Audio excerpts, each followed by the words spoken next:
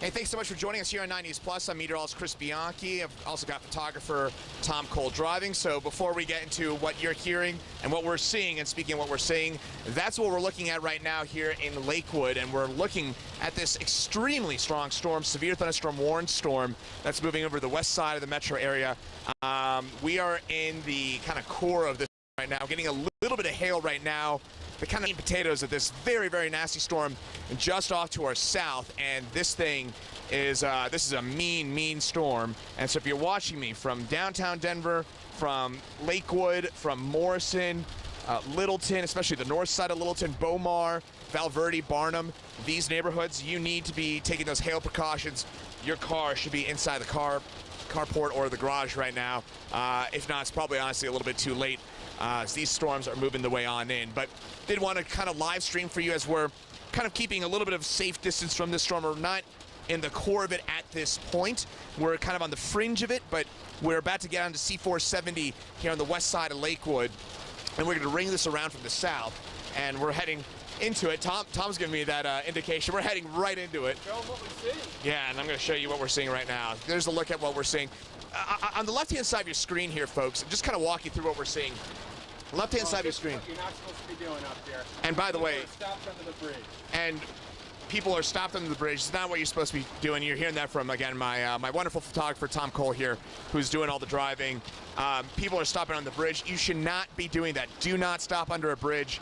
But once again, we are seeing that here. People just, frankly, just being selfish. That's the way to, not to call people out. You're just being selfish. And also, you know, it's endangering other people's lives. People are trying to get from one point to the other, and just do not get under the bridge.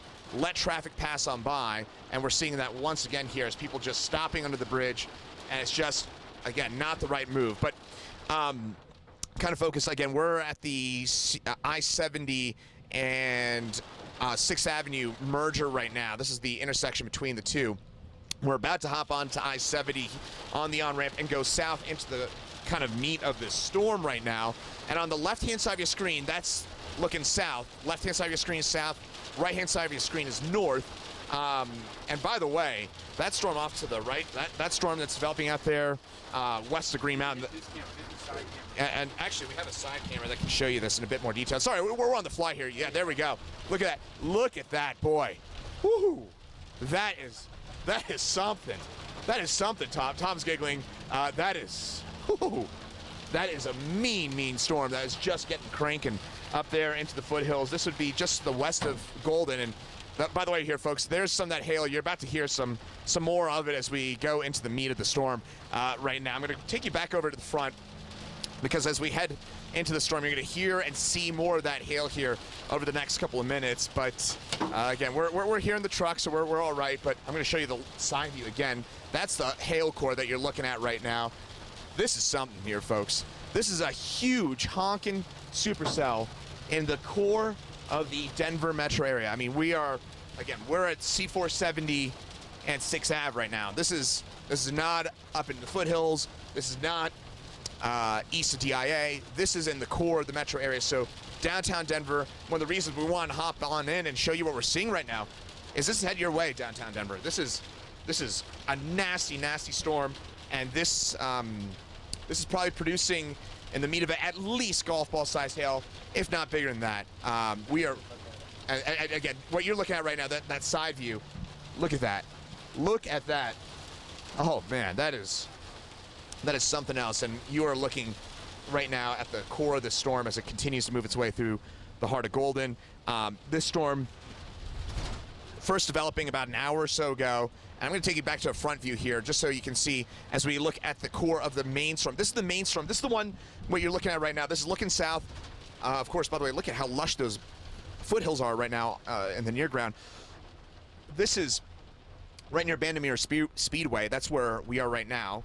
And as you look towards the south, you're looking at the heart of the storm. And right now, traffic is at a standstill as a result of probably the hail up ahead. I'm guessing it's just got to be all that hail that's blocking things on up. But folks, this is the real deal storm, and I'm going to just quickly get on camera here for a quick second just to explain for you what we're seeing on the west side of the metro area right now.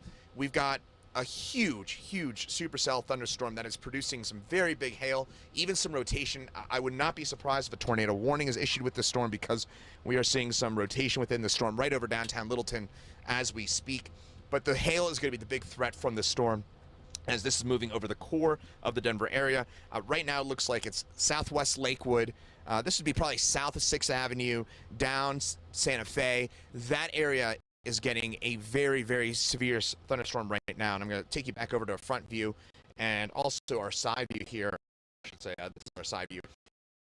That storm and some of the clearing off to the west of it. But again, what you're looking at straight ahead, this is the big nasty storm that is the main part of our attention right now, and this is looking absolutely awful as it moves its way through the main part of the Denver area as we speak right now. And yeah, I think, and Tom's saying this correctly, I think we are in between storms right now. That's an accurate assessment. And what I mean by that is there's kind of, it seems like two different storms that are developing. One to the right of this, and I'll show you that on the side view, kind of behind us a bit more, but you can kind of see the edge of it. This would be on the west side of the metro area. This would be maybe up by Cold Creek Canyon, where this storm is starting to get cranking.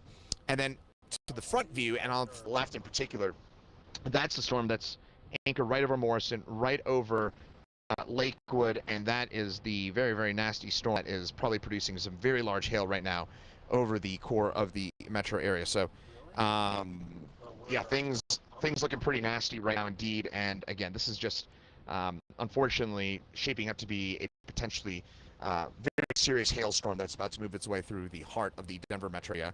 And this is, again, a big storm indeed. We are caught in traffic right now as we move through the core of the metro area. And again, we're at Alameda and I-70 right now as this moves its way through. And again, right now the radar is showing that this is a storm that may be, if anything, intensifying at this point as it moves away from western east. By the way, again, you can hear my photographer Tom Cole in the background right now. We're of course in communication right now with the station. Speaking of which, our producer Nathan Higgins is calling right now as well, our executive producer. We'll give him a call back here in just a second. Again, live TV here, folks. We're trying to give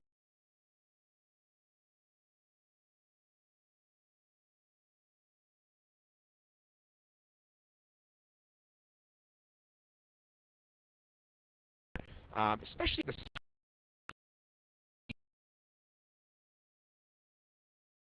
say Glendale, Beaumar, Valverde.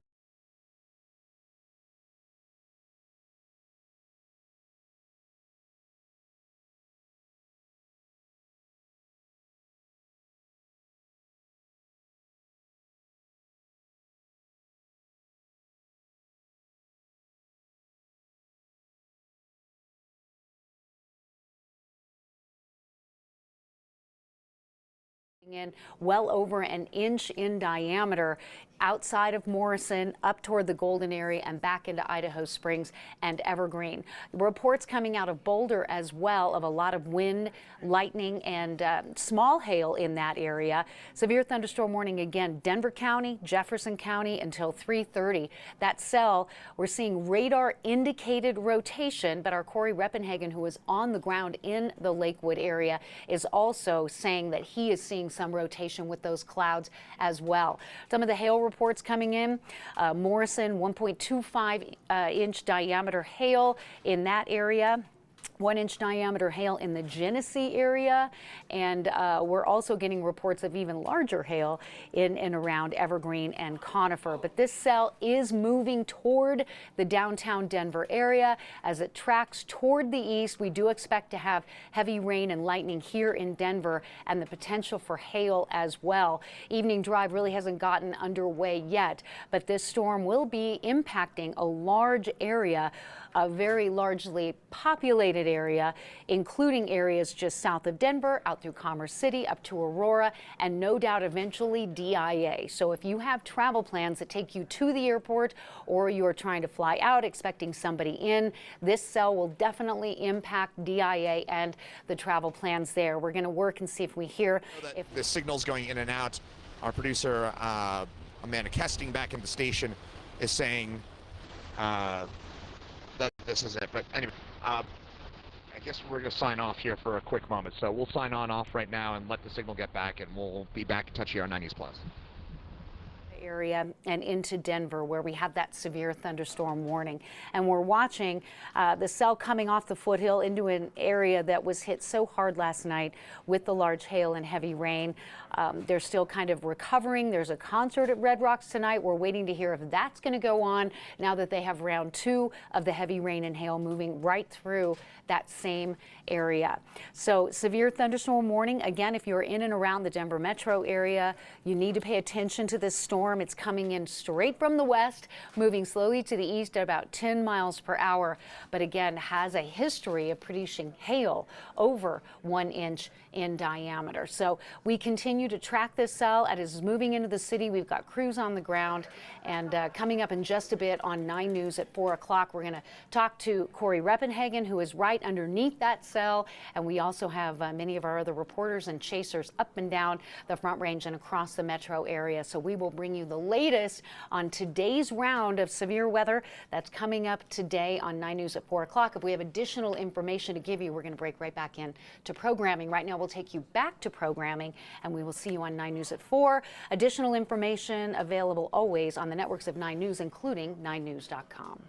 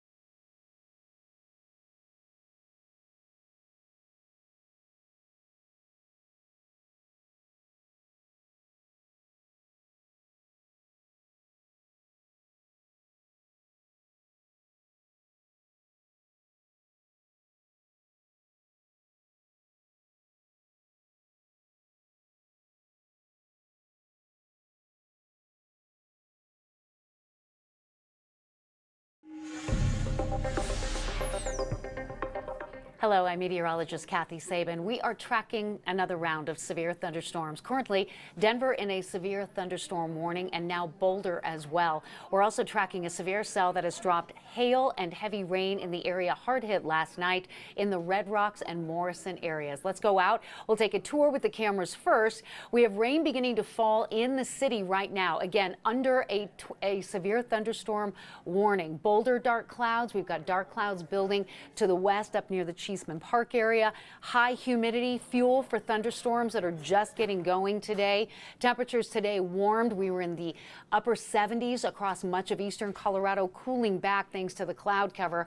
And the rain coming off the foothills is heavy after an evening of 2 to 4 inches of rain. Flooding will be imminent if you're caught underneath one of these thunderstorms. Severe thunderstorm watch remains in effect for Denver and much of northeastern Colorado through 9 o'clock. And we have a lot of thunder and lightning right outside the studios here in downtown Denver. Again, if you can take shelter and go in, lightning has been really abundant with this cell and very, very dangerous. So 2 warnings to tell you about. And we're going to talk about that just a second. We have a severe thunderstorm warning for downtown Denver until 3:45 for a cell over Lakewood moving east into the city. A separate severe thunderstorm warning in Boulder for a cell that's right over the top of Boulder with large hail imminent. I understand we have some video just in. This video coming in, again, tell me where this is from. We are coming in from the foothills with large ping pong to tennis ball sized hail from a cell that developed in the Evergreen and Idaho Springs areas around 1:30 today, and then began to track east into central Jefferson County, hitting areas that were hit so hard last night, including the Morrison area and the Red Rocks area. These hailstones, again, along the Front Range foothills with that cell over Evergreen earlier today. And now we return to a new video coming in from the Red Rocks area. More hail and rain in an area that just devastated that community and concert goers last night, where 100 people were injured at the Louis Tomlinson concert last night. They never actually made it on the stage, I understand. We had 2 rounds of severe storms moving through that area last night, and now we have another round of storms moving through that same area. And I want to go back to the radar for a second just to update you on these 2 warnings. We have a severe thunderstorm warning for downtown Denver until 3:45 for cell over Lakewood, showing signs of rotation, already dropping hail over 1 inch in diameter from Genesee down into the western suburbs of the Morrison area. We're tracking this cell because of the rotation potential near Lakewood. This cell is moving into downtown Denver, clipping Highlands Ranch and Centennial. Again, the hail reports 1 to 1.5 inches in diameter from Ken Carroll, Morrison back into the Lakewood area. A new cell up in the Boulder area has a hail signature. Severe thunderstorm warning posted for the Boulder area, as well as Arapahoe, Denver, and Jefferson counties. These storms are moving toward the east at 10 miles per hour, and right in that center where I have my magnifying glass, Morrison, Lakewood, and Ken Carroll are in the area that's seeing the heaviest rain, the biggest hail, and also the thunder and lightning. Boulder, we haven't forgot about you. A new warning out for a cell that is coming in out of Coal Creek Canyon right over the top of Boulder near El Dorado Springs, getting reports of heavy flooding rain there and hail in the Lyons area. Denver remains under a severe thunderstorm warning until 3:45, a severe thunderstorm watch also until 9 o'clock at night. As I mentioned, we have our meteorologists on the ground. Corey Reppenhagen is in Lakewood. Chris Bianchi is in the northern suburbs of Denver right now. We're going to check in with him on the latest. And Chris is now in the Morrison area. How are things up there today? Yeah, Kathy, we're in the area that just got hit by this hailstorm, and I can just tell you, my photographer Tom Cole and I just saw a couple of busted windshields, and I'll show you the view right now. There are flooded roads. This is on C470, and just to our left is Bandimere Speedway.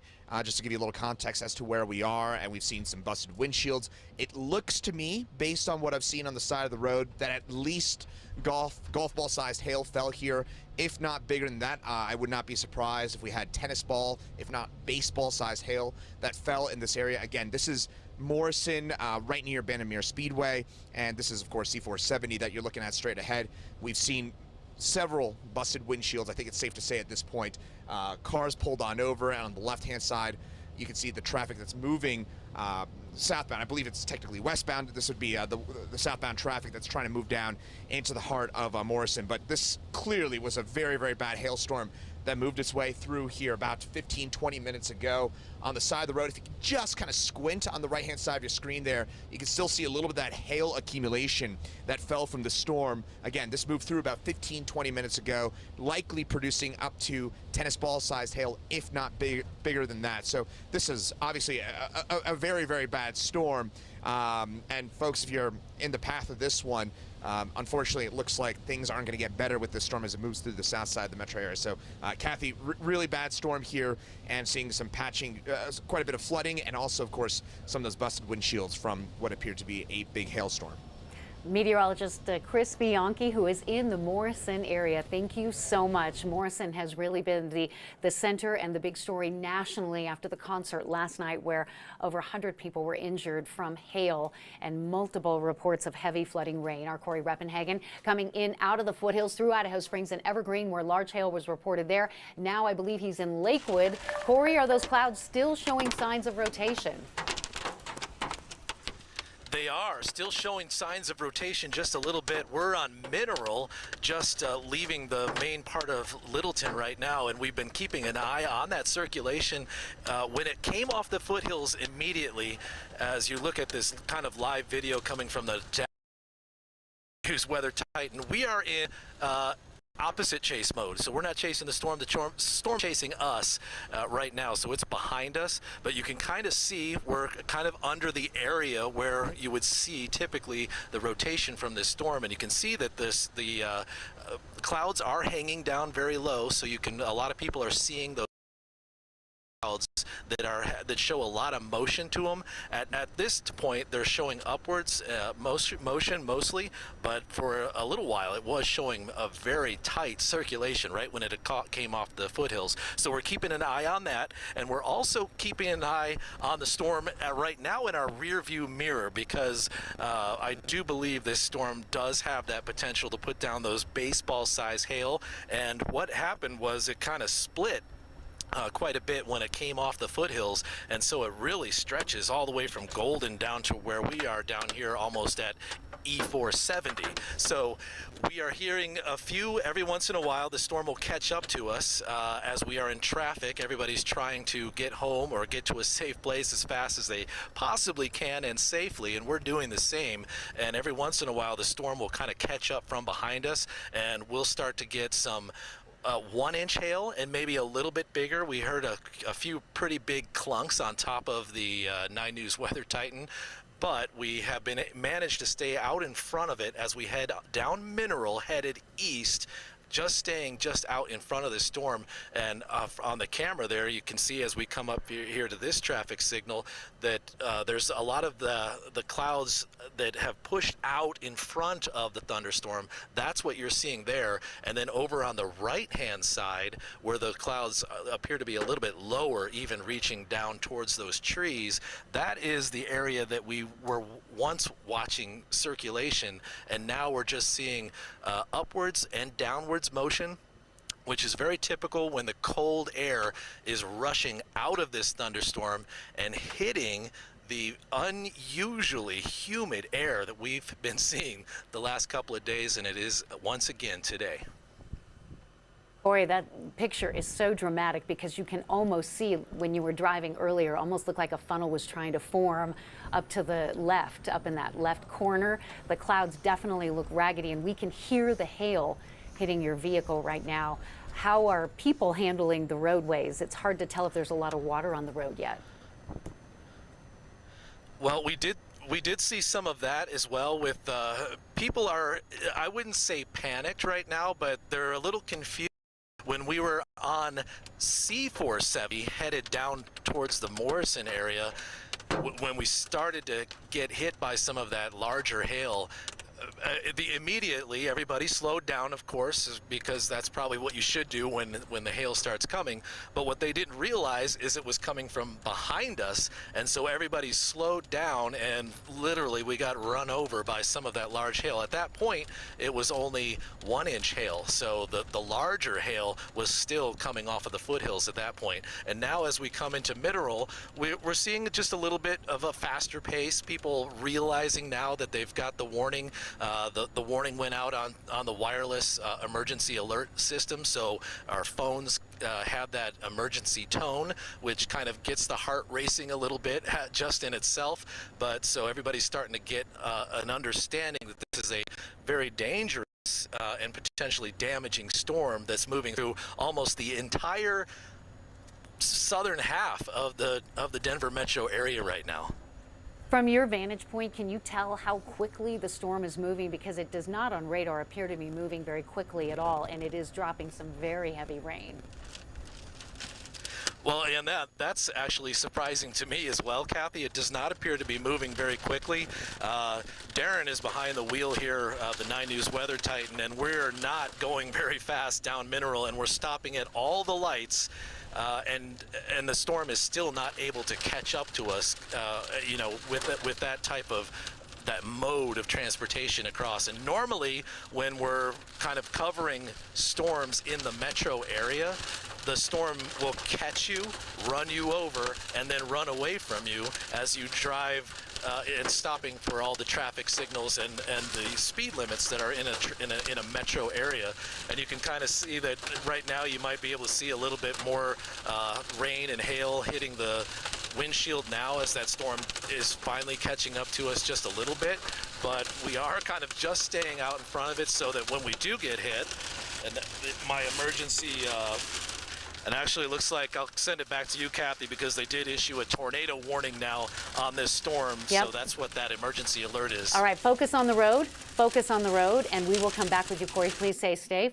We're going to send it out to meteorologist Chris Bianchi, who is in the Morrison area.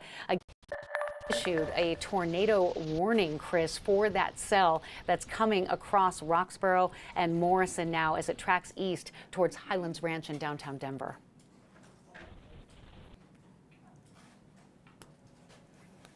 Okay, they're right in the middle of this of this storm. So we are tracking severe thunderstorms that have developed in Jefferson County and are moving very slowly toward the east.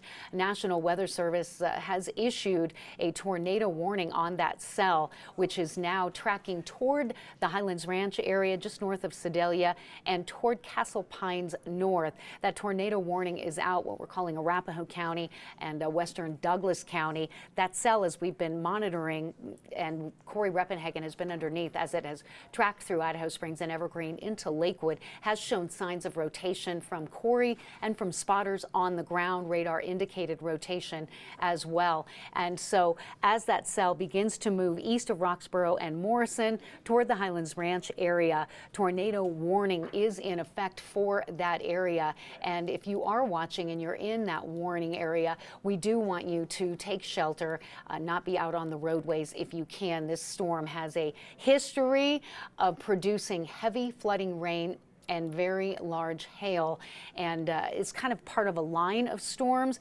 which is tracking back up into Boulder County. That cell severe as well, moving east toward Longmont. So large hail, heavy flooding rain, and these storms again have that signature of rotation. And I believe our Steve Stager is sending in some video for us as well. And this is heavy flooding rain in the Golden area, where they have reports of 1 to 2 inches of water running down the roadways there. And we always tell folks, you know, if you don't know how deep the water is, please do not attempt to drive through it. These storms are not moving very quickly. We've been talking with Corey Reppenhagen, and with the hail and the rain, you can't see very far. The visibility is completely limited, and so that could certainly be dangerous for you. if you are trying to drive through it and walk through it. And we have new pictures coming in from the Red Rocks area. This is not from last night. This is from today. Round 2 of large hail from a severe cell that moved through there. Our reporter Katie Eastman and photographer Grady running for cover as they're trying to cover this storm and trying to seek shelter from what looks to be ping pong ball size hail in the Morrison area. Again, this is from today, not last night in that area, with a severe thunderstorm that our Katie Eastman trying to cover for us this afternoon. As this cell begins to move into Denver, it is becoming stronger, and it's starting to produce heavy rain not only from Lakewood and Denver, but now it's stretching south into the Highlands Ranch area.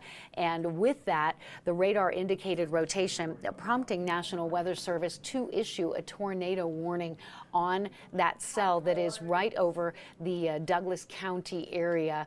And we're monitoring it because the rainfall rates have been pretty impressive as well, but that cell has also produced 1 to 2 inch diameter hail as it tracks off toward the east. So monitoring that, and a separate cell up in the Boulder area, and that one has a decent hail signature on it as well. Lyons out toward the Longmont area, we've had heavy rain as well. And our meteorologist Chris Bianchi is at E470 up there toward, are you still toward the Morrison area? You're coming out of it now. We're actually coming out of it right now. We're going on, about to go on 6th Avenue here, going east on the west side of Lakewood. We're right where 470 and 70 meet. And I'll show you what we're seeing right now. Kathy, I think you made a really good point just a second ago, talking about, yes, there's a tornado warning. Yes, we're getting this huge, huge hailstorm. And obviously, those two things are the story. But we can't forget about all the water. We're getting just a ton of rainfall, and that is going to lead to some issues. And don't want to overlook that here, because keep in mind, overnight we had the flash flood fatality in eastern Arapahoe County. The amount of water that we're getting, and I probably don't have to tell any of you out there this, the amount of water we've had so far this spring is beyond unusual. It's we're in record territory with the amount of water we've had so far this month, so far this spring, and now into the early summer months. And you can see on the side of your road here, in fact, I'll show you a bit of a better view here on the side of the road. Notice all that water that is ponding on up. That is just, again, just asking for trouble right now. With we've had several patches here of water-covered roadways. In fact, kind of going back over to this here, notice that parking lot with I'm not sure you can see it well there, but there's running water in the middle of what should be a parking lot.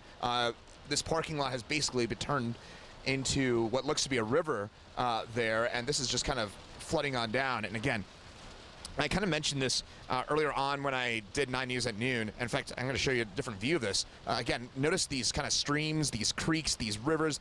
They're really overflowing. It looks like some flooding taking place here on the side of the road here on I-70. But I mentioned this at noon.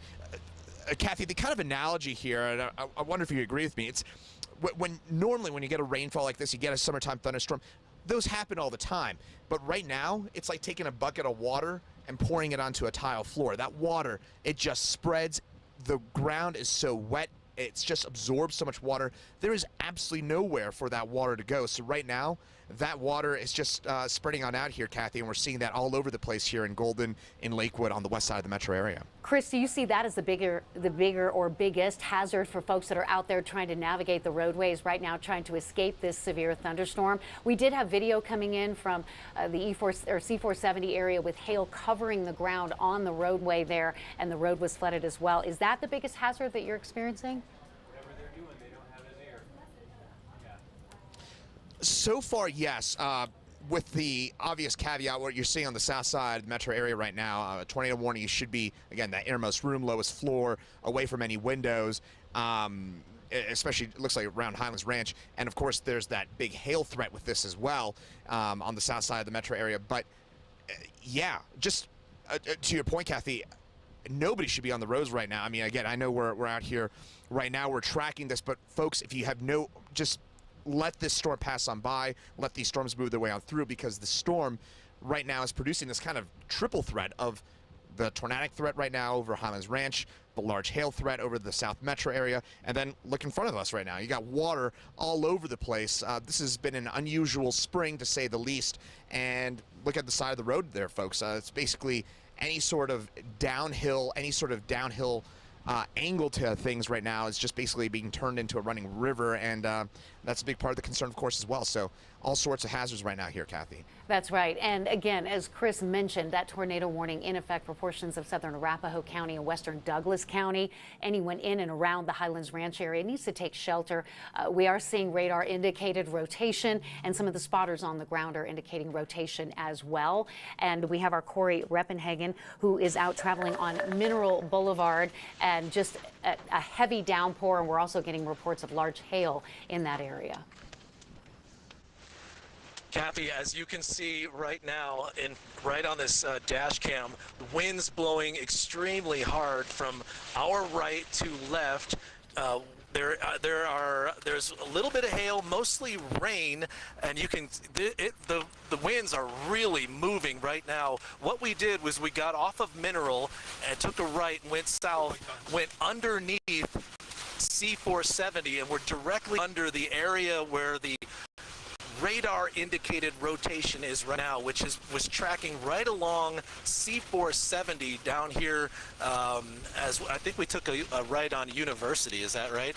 Broadway. So we're on Broadway right now. We took a right on Broadway, and when we went underneath C470, we encountered that area where the strong rotation is being indicated in the clouds, and so that is translating down onto the ground as very strong, but not a whole lot of rotation. We're seeing a lot of tree debris down on the road, and there are trees down on the road in front of us. So this is kind of where the main area is. We're on Broadway. Let this guy over here real quick.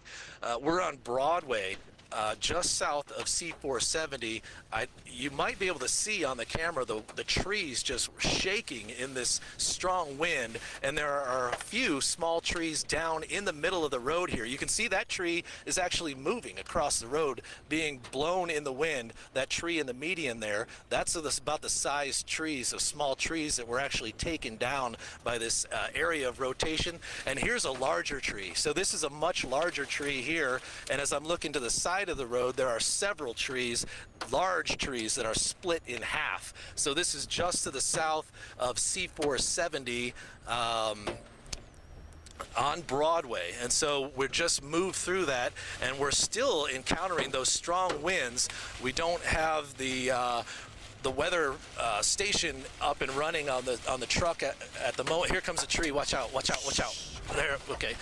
You saw that was a large branch there that just went underneath the tree, underneath our truck. But I would say that these winds are well in excess of 65, 70 miles per hour to be able to rip. Look at these more trees here. Just as we go down Broadway, there's just nothing but broken and bent trees, and some laying out into the middle of the road.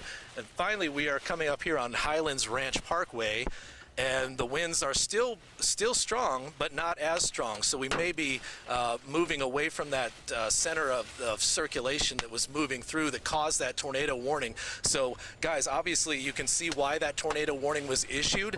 It's hard to say if there was a large area of circulation that was actually on the ground, but underneath that radar indicated rotation is where we saw those strong winds and all this damage. Corey, you need to be very careful where you are. They're saying the center of circulation is over northwestern Highlands Ranch, and you are on Broadway south of C470. So you are in the tornado warning area, which includes north central Douglas County and southwestern Arapahoe County. That cell is moving southeast at 15 miles per hour. I can hear the hail. If you need to pull over and seek shelter, please do that. Please be safe. We're getting reports of flying debris in the area, which of course will be very dangerous to those that are caught without shelter. Mobile homes will be damaged or destroyed. The potential for wind damage and hail damage to roofs, windows, and vehicles will definitely occur with this storm. Tree damage is likely and occurring, according to Corey Reppenhagen. This very dangerous cell is over Louviers and also Highlands Ranch, and in the path of this tornadic thunderstorm is southwestern Centennial. If you are watching me, in Centennial, Highlands Ranch, or Louviers, please take cover now. I'd like you to move to a basement or interior room, the lowest floor of a sturdy building.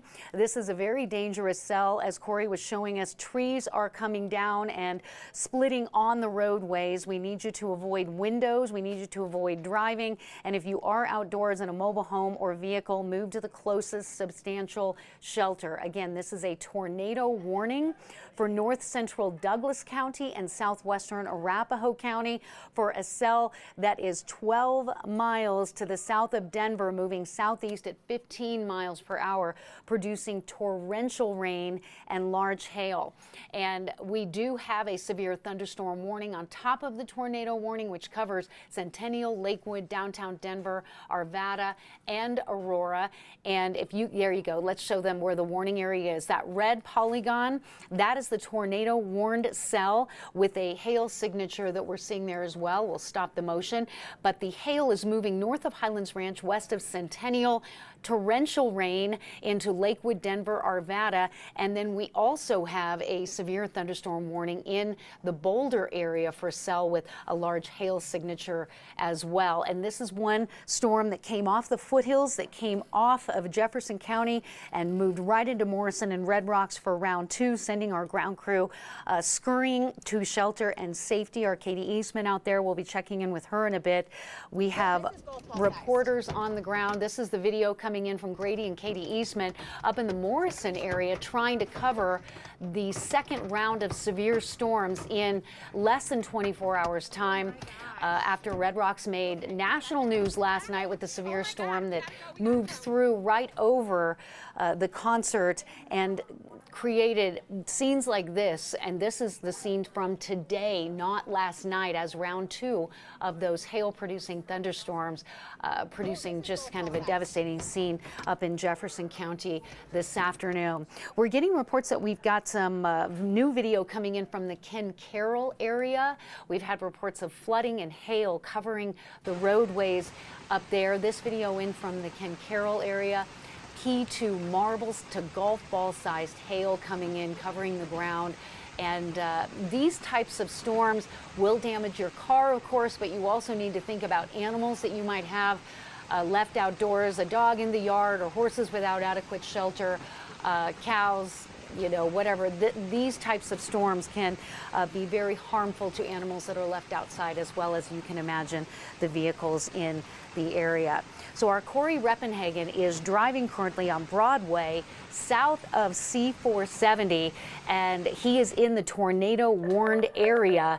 He's driving along in torrential rain and talking about trees coming down left and right.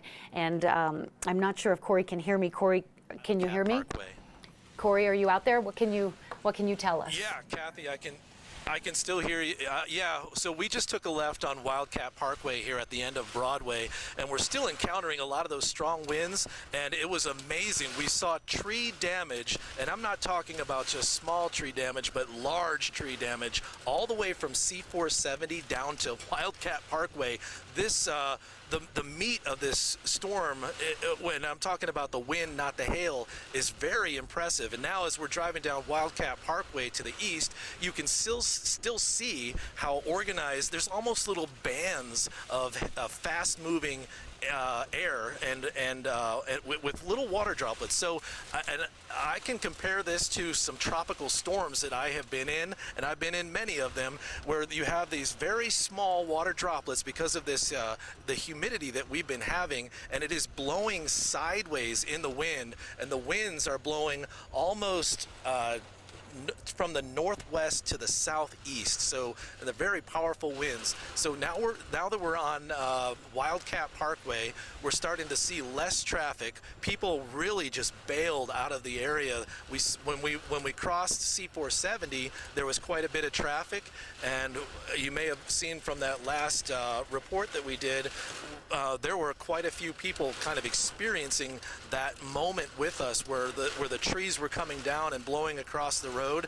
We saw a lot of people just pulled over, and we had some people were pulling into those neighborhoods. But now on Wildcat Parkway, we're seeing a lot less traffic. You can see some traffic coming down the hill in the opposite direction. As we hit this little gully here, there's a lot of standing water down here, so that's another thing that we've been talking about as another potential hazard as you're driving.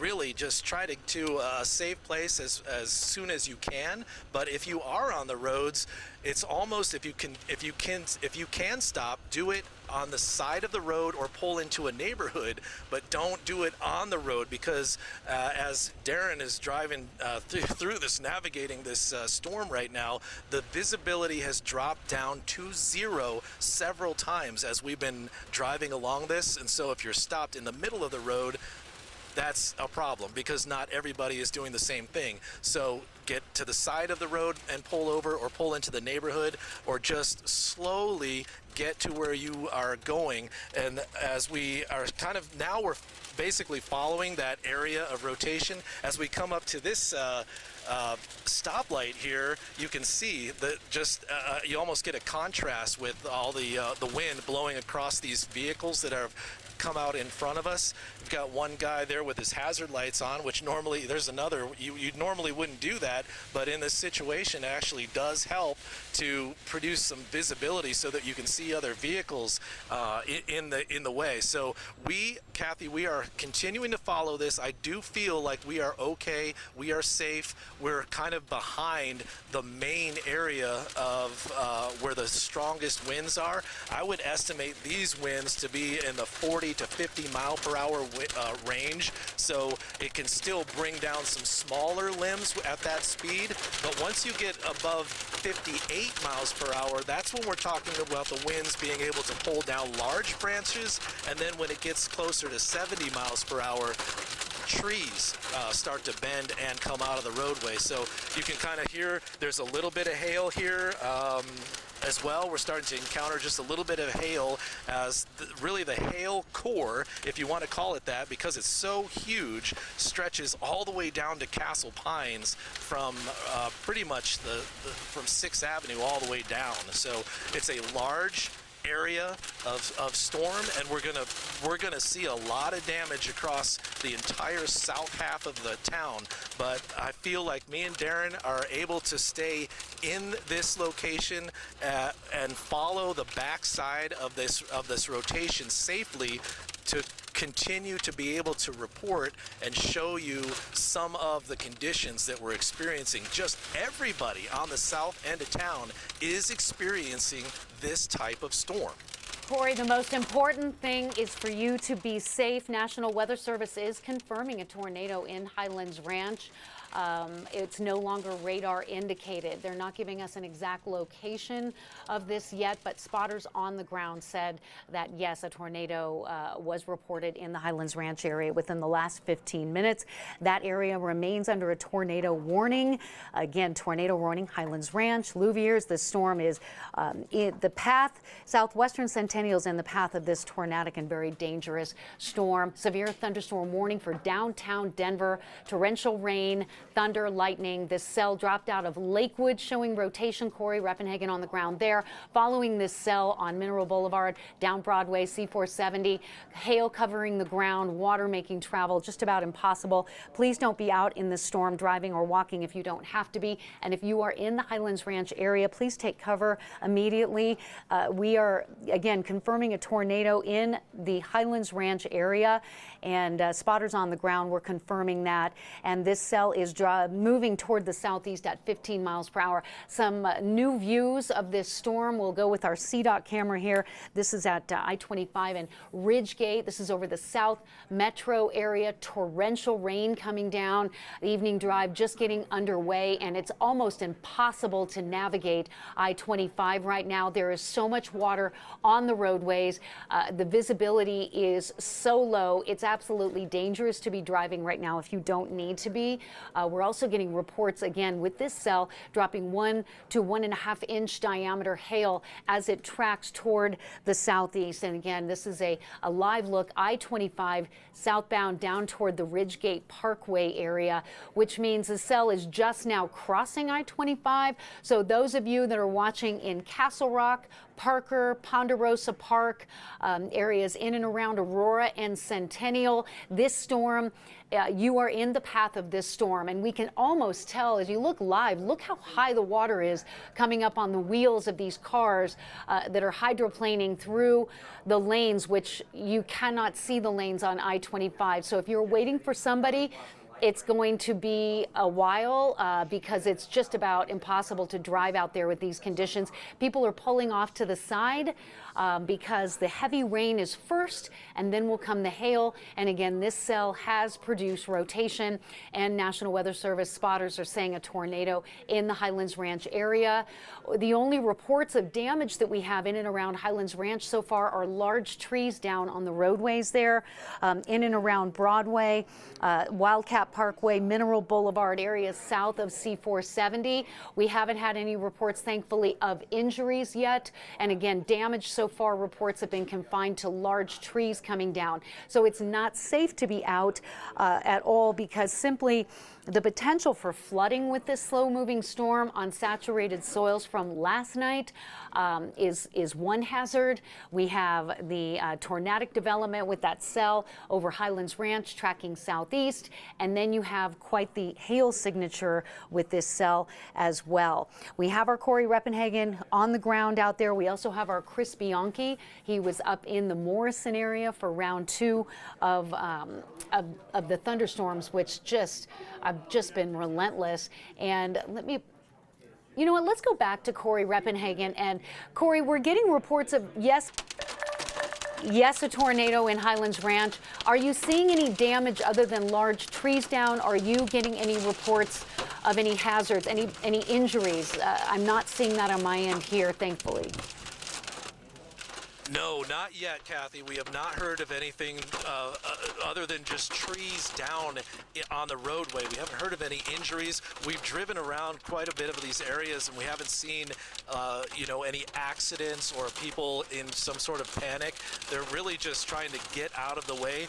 We pulled over here just to give my man Darren here a break. His eyes were really straining, and he was white knuckling trying to get through some of these as you're driving down the road, it would very suddenly get down to zero visibility, and so you don't know what's in front of you. So we're just giving ourselves a little break here as we kind of will fall in behind this storm afterwards to try to collect some more information. But as far as that tornado report that was made, we were right there underneath, moving underneath C470 on Broadway, going south, and right when that tornado report was made, and that was almost the moment that you guys came to us for a report, and we were encountering winds that appeared to be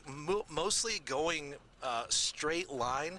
But I will tell you that I've been in situations where the rotation is so broad that you can be inside of a broad rotation and everything appears to be going straight line. So I feel like a lot of the damage that we've seen, because there's no way there's an 8-mile long tornado, and we drove all the way down Broadway and saw damage consistent with strong straight line winds all the way down until Broadway dead ends. So there may have been little pockets of tighter rotation on the ground, and that may be where that report came, but I think the general look of it all was just a very large area of broad rotation on the ground, which technically you could call that a tornado, because the rotation was attached to the ground and the cloud, and we were really moving as we kind of get back on the road here as we let that storm go by. Just You can see just the rivers of water trying to get downhill quickly. And we're coming up here, getting back on Wildcat Reserve here, and we'll head east again on Wildcat Reserve, and we'll try to see how people are trying, to manage to get through this with staying safe all along. So we'll continue to report with you as long as the storm moves through the metro area, and we'll stay for right now on this Wildcat Reserve as we move through, Kathy. Hey, Corey, stay with me for a minute. I'd love your thoughts on this. National Weather Service putting out a tornado warning remains in effect until 4 for north central and southwestern Arapahoe counties. They're saying at 3:31, which is when we were talking with you, a confirmed large and extremely dangerous tornado was located over northeastern Highlands Ranch, 12 miles south of Denver, moving southeast at 15 miles per hour. Weather spotters had confirmed this apparently at 3:31, and they're saying now in the warning is southwestern Centennial and Lone Tree. So weigh in on that if you would, since you were right there. Yeah, absolutely. And those spotters may have some distance so that they could actually see some of the cloud as we come up here on some more small debris here on Wildcat Reserve. So they may have had a good vantage point when you're in the center of the circulation, which I believe me and Darren were probably at that time. We were in the middle of that circulation because we were seeing those strong winds. We were seeing trees come out of the ground. We were seeing the wind blow the water, the rain sideways, very strong, and the visibility is very low. So it may have been a case where somebody may have had a vantage point looking at the storm that we were in the middle of, and they may have been able to confirm the actual rotation and the cloud being, that rotation being attached to the cloud. So I would not be surprised at all. So and I think when you look at, when you say it's a large tornado, I think you'll have kind of a similar thing like we saw yesterday, where when I was in Akron, there was a large area of circulation and there were multiple vortices attached to the ground underneath it, and technically that entire system was a tornado. So it may be a case where the entire circulation can be called a tornado, and then there's another piece of large debris over here, even well to the east on Wildcat Reserve. So even the smaller tornadoes within the larger tornado. I think that is certainly, I would not be surprised if that's the case, and that will take some analysis, I think. Okay, Corey, focus on the road. I see a lot of debris on the road. Please be very careful. We're going to come right back to you. We want to go again to our CDOT camera at I-25 and Ridgegate Parkway.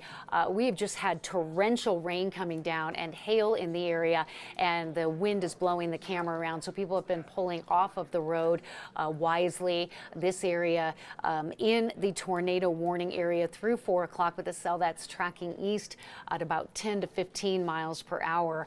And it's really hard to see. There's so much water coming down. Visibility is very poor in that area. So again, if you don't need to be out driving on these main arteries right now, we advise not to. Tornado warning remains in effect for this area, including I-25 as the cell over Highlands Ranch begins to track toward the east, toward southwestern Centennial, Lone Tree, and it is moving now southeast at 15 miles per hour. The rainfall with this has been torrential, and last night we picked up about 2 inches of rain in downtown Denver, 4 inches out near the Lyman area and the town of Elba. So you can imagine that heavy rain falling as it is now on top of these saturated soils will be one of multiple hazards, along with the large hail that we have seen. I'll put this into motion for you so you can kind of see how this is tracking. Severe thunderstorm warning, Centennial, Highlands Ranch. Now we're seeing that tornado warning kind of extend out to the east a little bit. And now we're seeing something new from the National Weather Service. Northeastern Douglas County under a tornado warning.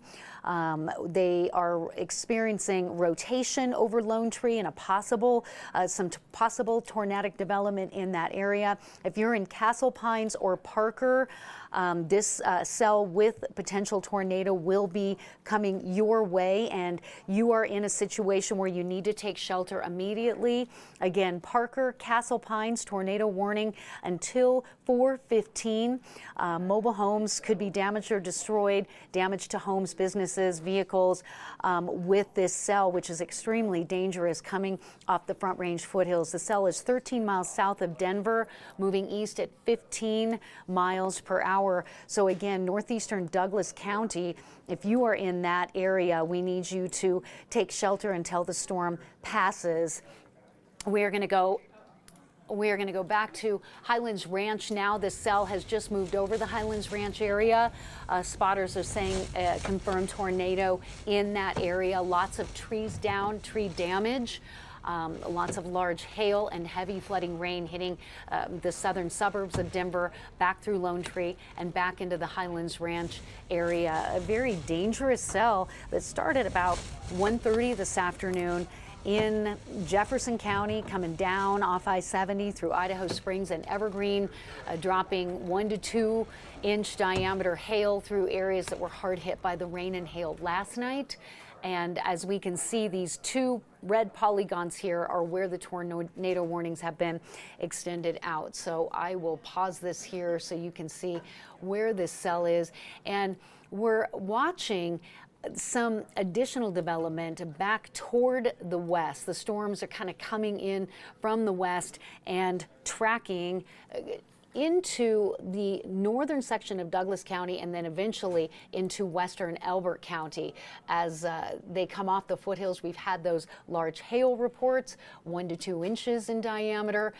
Some of the hail reports coming out of Highlands Ranch, ping pong ball size, with that possible tornado that touched down in the Douglas County area.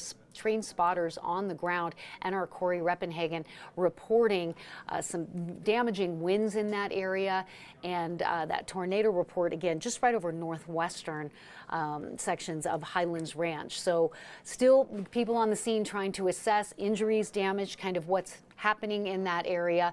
This storm has quite the hail signature. So those of you watching in South Glen, Centennial, Lone Tree, large hail and heavy rain, and this cell is rotating. Tornado warning out for Stonegate, Parker. It is just west of the Pinery area. So we do need you to take shelter in that area with this tornado warning extended out through 4:15. Severe thunderstorm warning has also been extended northward up into the Boulder area. We've had reports of 1 inch diameter hail in areas like Genesee and also the Evergreen area.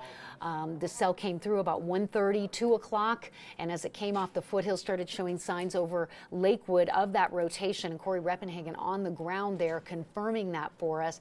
Ken Carroll is in a severe thunderstorm warning, as well as Roxborough, but the tornado warning extends now south of Highlands Ranch through Castle Pines North and into the Parker area. So a very dangerous storm that is tracking toward the southeast and kind of lifting east. So those of you in the Parker area, the Pinery area, Franktown, you're in the path of this very dangerous storm.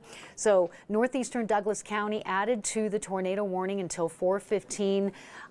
Again, Castle Pines and Parker, please take cover there. Our Chris Bianchi's been out driving up near the Morrison area, tracking the second round of hail and rain in that area, kind of on the back side of this cell, and wondering if he's available to tell us what he's seeing on the western side there. Our Corey Reppenhagen has been underneath this tornadic cell all afternoon, and we're watching for his reports as well, because the water on the roadways has made travel just about impossible in areas like C470, Ridgegate Parkway, Wildcat Parkway, and south of the C470 area. We understand that DIA is in a ground delay right now. I'm sure that's not a big surprise to a lot of people with the activity that is occurring out here right now.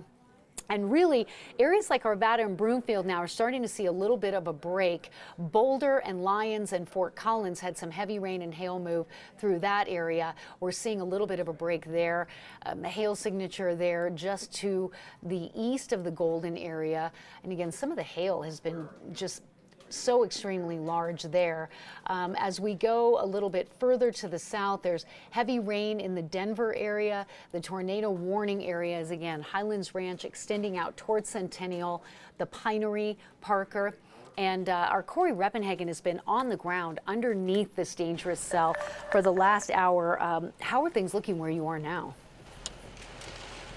Well, Kathy, right now we are on Lincoln, headed east through the Lone Tree area, and we are still seeing a lot of tree damage, smaller tree damage, but still branches and leaves down on the ground. And one of the things that we've been seeing a lot of, and I don't know if you can see all the way to the right-hand side of the road there, just beyond the sidewalk, there is a stream of water, and some of these lanes are completely covered in water. Fortunately, we're in a very high truck that was meant to drive in this type of conditions, but we have seen some smaller vehicles that were kind of stalled out in this rain. So the pooling water is just incredible. How much water is just trying to get downhill, and it's moving downhill over top of roads that are completely saturated already from the wettest June that we've ever had in the city. So here we come up on this part of Lincoln here, just past Lone Tree. A substantial street flooding all across the area. Corey, your reports have been incredible, giving us a ground view of this tornadic cell as it's moved off the foothills into Denver and into Highlands Ranch. We are going to take a quick break, come right back and give you an update on the tornado warning that is in effect for Highlands Ranch, Parker, Castle Pines. We'll have a radar update and crews on the ground. We'll be right back.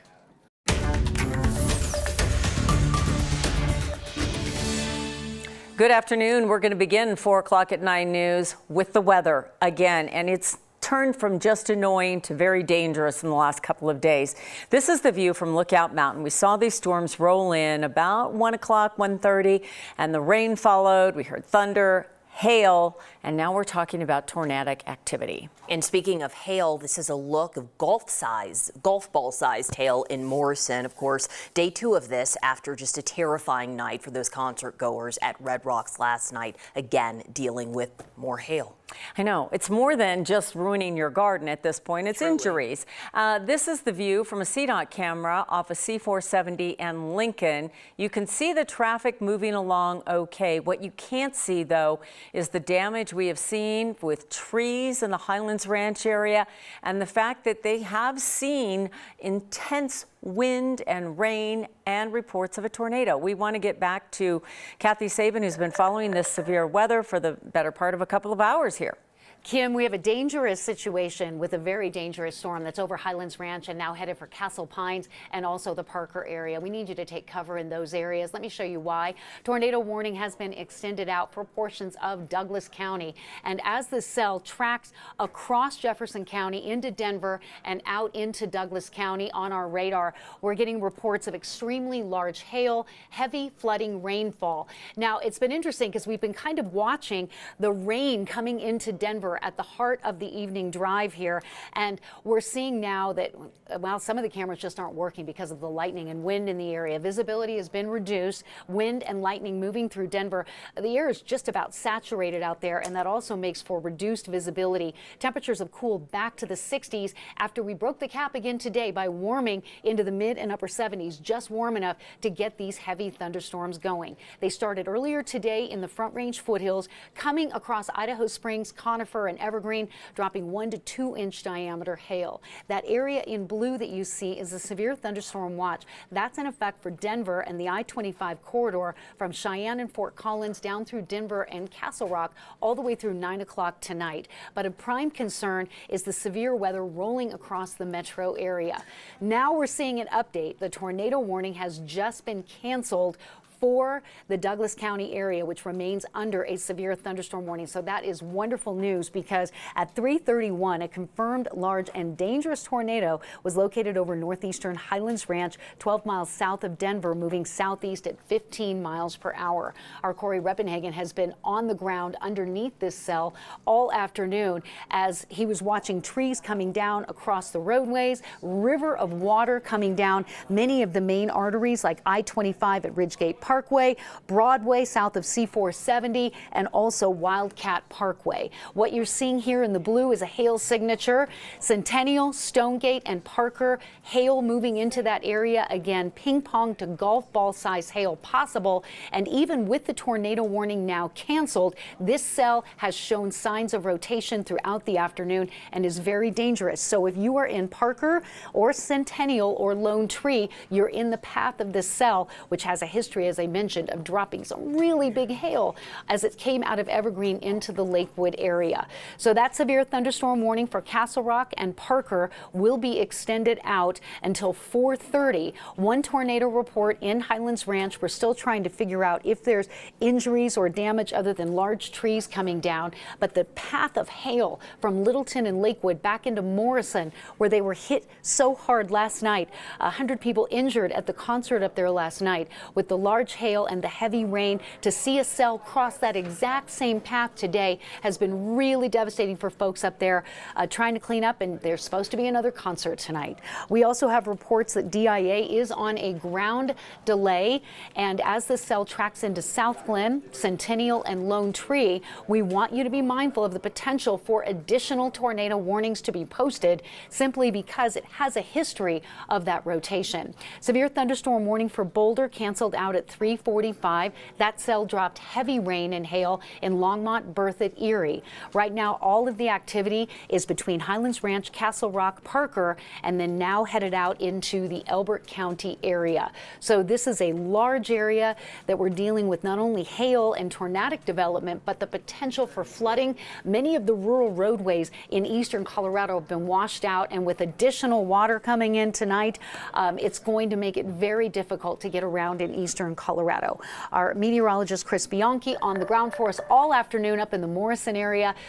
Chris, where are you now? It looks a lot calmer and quieter where you are now. It certainly is, Kathy. It is a little calmer where I'm at. I'm on the south side of DU right now. We're at University and Yale right now. So, again, south side of Denver. We're kind of on the northern fringe. I'll show you outside here. And it certainly is, Kathy, to your point, a lot calmer than what it looked like when about an hour ago when we were chatting. We had just seen some what looked to have been at least golf ball sized hail blasting through the Morrison area, and that led to busted windshields out that way, all sorts of flash flooding. And again, this is the south side of Denver. Reason why I'm showing you this and where we are right now, this is the northern periphery of where that hail core moved through about 45 minutes ago. So this is, again, the northern edge where that hail core moved through.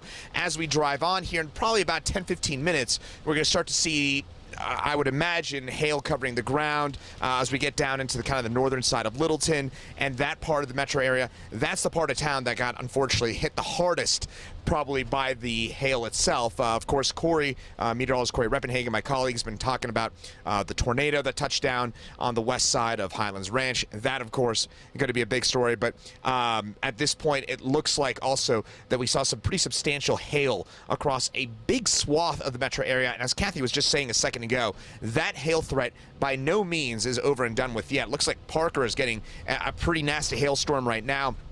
And again, this to me here, I'm going to kind of send things back over to you here, Kim and Alex. This to me looks like easily the worst metro area storm that we've seen in terms of impact since the 2017 Foothills Malls storm. So again, to maybe add a little bit of context here in terms of the tornado, in terms of the hail, in terms of even the flash flooding that we've seen, this to me looks like probably the worst storm that we've seen in the metro area in at least 6 years. Yeah, been a wide impact for so many people. Thank you, Chris. We do want to get to Corey Reppenhagen. He's been following the severe weather. He started in Morrison, headed down towards Lone Tree where they're following the severe weather. And I know he's got a lot more to tell us. Do we confirm the fact that a tornado touched down, Corey? Well, I mean, that's interesting. I think it can be confirmed because it was tornadic.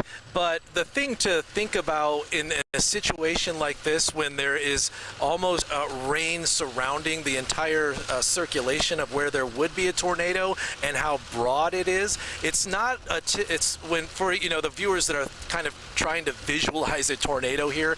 In this situation, it's typically not one of those cloudy funnels where you see this typical Wizard of Oz type of tornado.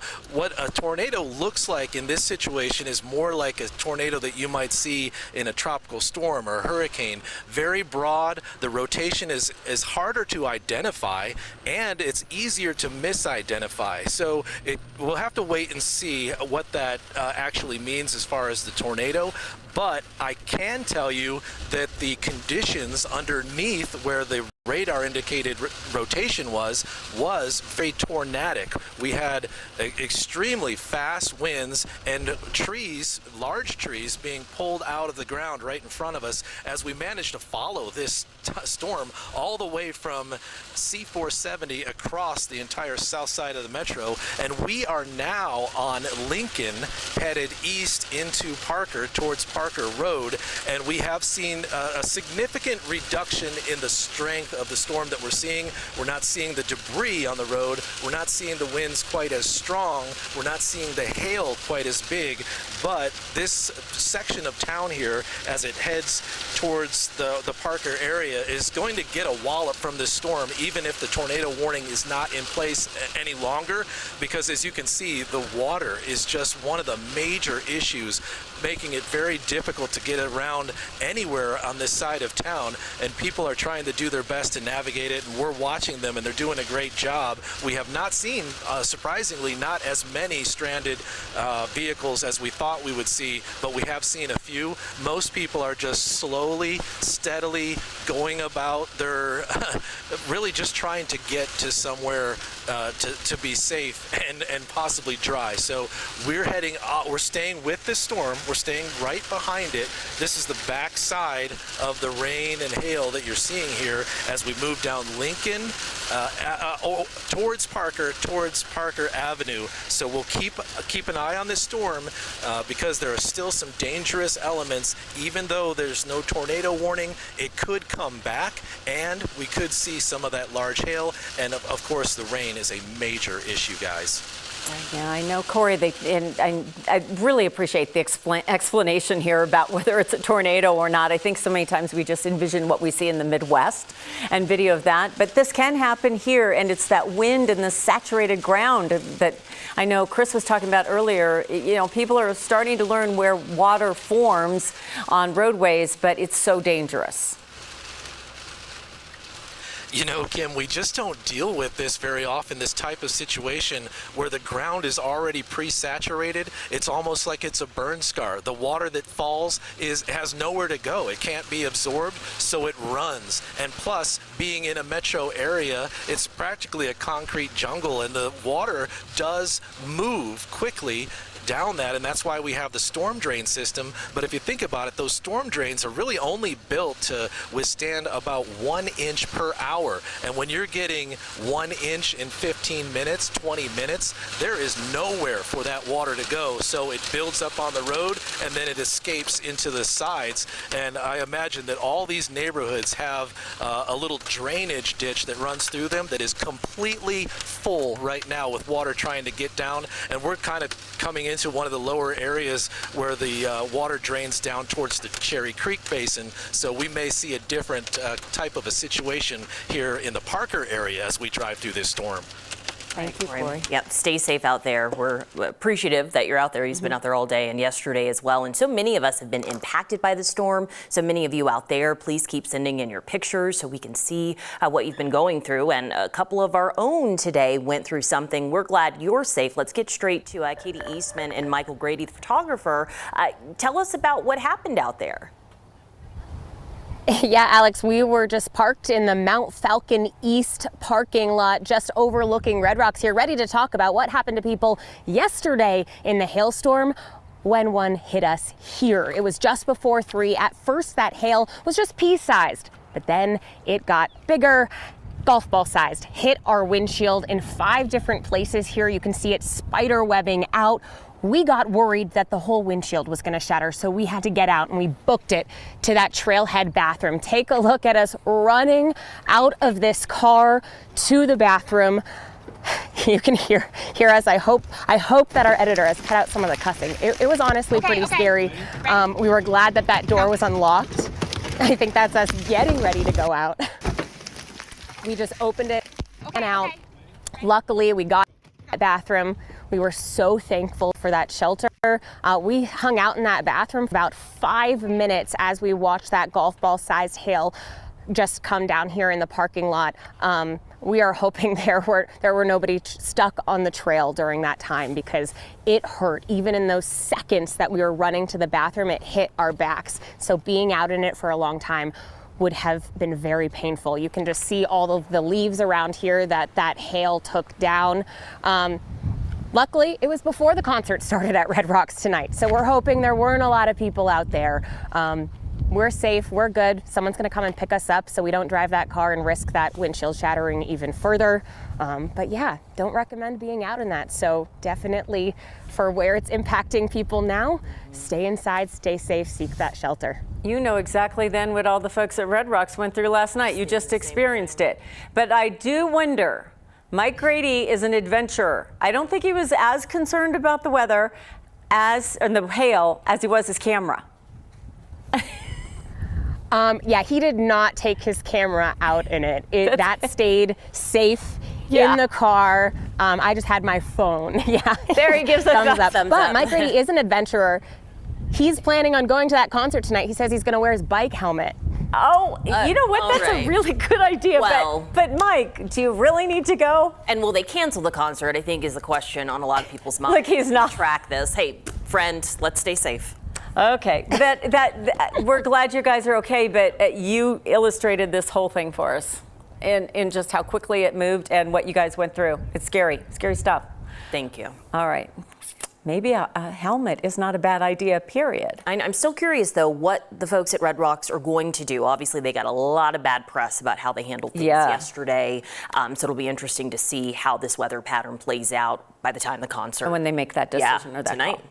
And Kathy, maybe you have an idea when this is hopefully moving out? Probably not soon enough for Okay. anybody, right? Yeah, this has been a spring and now early summer for the record books. Yesterday, DIA picking up almost 2 inches of rain, and now we're over 5 inches for the month of June, marking this as the wettest June in history. Coming off a record winter and crazy May, we just keep going. And the folks in Red Rocks and Morrison dealing with another round of hail and rain this afternoon after an evening that was just devastating and downright terrifying for many people, is just about as much as they can take right there. I have some good news. The tornado warnings have been canceled, but we are getting reports there was a confirmed tornado in the Highlands Ranch area. So we're still assessing, waiting to hear about damage or injuries or what the scale and scope of that rotation was. We now have a severe thunderstorm warning out until 5 o'clock for that cell. It is tracking right over the Pinery, 22 miles southeast of Denver, moving east at 30 miles per hour. I'm afraid 2-inch diameter hail is a potential with this cell. People and animals outdoors could be injured due to the large hail. Roofs, siding, windows, vehicles. This cell is headed toward Ponderosa Park and Elizabeth by 420. Kiowa will be in the path of this storm. For your protection, move to an interior room or lowest floor of the building. Torrential rainfall also occurring with this storm and may lead to flash flooding. So we ask you not to drive your vehicle through flooded roadways. And that severe thunderstorm warning for northeastern Douglas County and northwestern Elbert County will continue out until 5 o'clock. The severe storm for downtown Denver, the tornado warning has canceled. Thankfully, I can breathe a little bit of a sigh of relief there. Again, 1 tornado report in northwestern Highlands Ranch. Hail 1 inch in diameter in Genesee. Morrison, hail 1.25 inches. Our Katie Eastman can confirm that as she was on the ground there. That severe thunderstorm warning for Denver canceled out at 3:30 and then was extended out past 4. Corey Lori Reppenhagen on the ground in Lakewood out toward the Broadway area south of C470 and Wildcat Parkway, showing downed trees from that cell that moved through there now. We're seeing a little break on the backside. Another cell turned severe in the Boulder and Lyons area. That has calmed down a little bit as well. So all the activity now, Centennial and Aurora, and those are the areas that we're monitoring. And Castle Pines North also a part of that severe thunderstorm warning. Still additional development in Estes Park and Lyons, so not entirely calm and quiet. The area in blue is the severe thunderstorm watch, which covers Denver, the I-25 corridor, Fort Collins, down to Denver and Castle Rock through 9 o'clock. The yellow polygons are in fact your severe thunderstorm warning areas. But with all of the water last night, more coming with these slow-moving storms today. Flood watch and advisories are out in downtown Denver and off to the east. So don't play in or around retention ponds. Watch the kids in your neighborhood. The water is really dangerous right now. Storm Prediction Center does have us in that slight risk for additional hail and heavy rain yet tonight. When we talk about that, a slight risk, that means scattered severe storms, hail up to 1 inch possible, maybe 2, and a tornado is certainly a possibility. Your futurecast will show through 6 o'clock redevelopment in Perry Park and Castle Rock, some development north of Kiowa and out toward Fort Morgan and Raymer. Denver, a little bit of a break. Additional showers at DIA, Brighton, and Fort Morgan around 8 o'clock tonight. And then we start to see some drying. Hopefully we'll get a little bit of fog out there, but the precip will be done, and that will get us into a drier Friday. Temperatures are running below average after peaking out in the mid to upper 70s. But the headlines really are talking about severe thunderstorm watch for us. These evening storms were not done yet. And the rain forecast is really pretty incredible out around Greeley and Lyman. And we've got some new cameras to talk to you about here. I-25 and Quincy northbound. Visibility is just about impossible there, and so much water on the roadways. So if you're waiting on somebody, it certainly could be because of the heavy rain in the area. But also when the water is just kind of running down the roadways like that as well, it's very difficult to navigate, as you might imagine, and visibility is very low as well. So please be very careful if you must drive. We ask you if not to, if you can avoid it. And really, these storms are not moving quick enough so that we're seeing that drying come in right away underneath it. And in downtown Denver, kind of been watching some of the cameras. Travel in the city now is much improved as we're kind of seeing some of the arteries are improving a little bit. But Kim and Alex, this has been, another very active afternoon of weather. The storms got started earlier, so we're hoping that means an earlier end. But last night, the concert last night, Louis Tomlinson, that is a teenage crowd. And so I'm sure, we're all moms, 3 of us here, and I'm sure a lot of those kids got dropped off for that concert and didn't have cars to run to get to. And it just must have been terrifying to be up there, even with the warnings out, and they put them up on the screens, and, people were told what to do. There was no place for them to go. Right, and they think they can tough it out sometimes. Yes. A younger age, but we know it was really scary for a lot of folks. Then you panic in a crowd setting.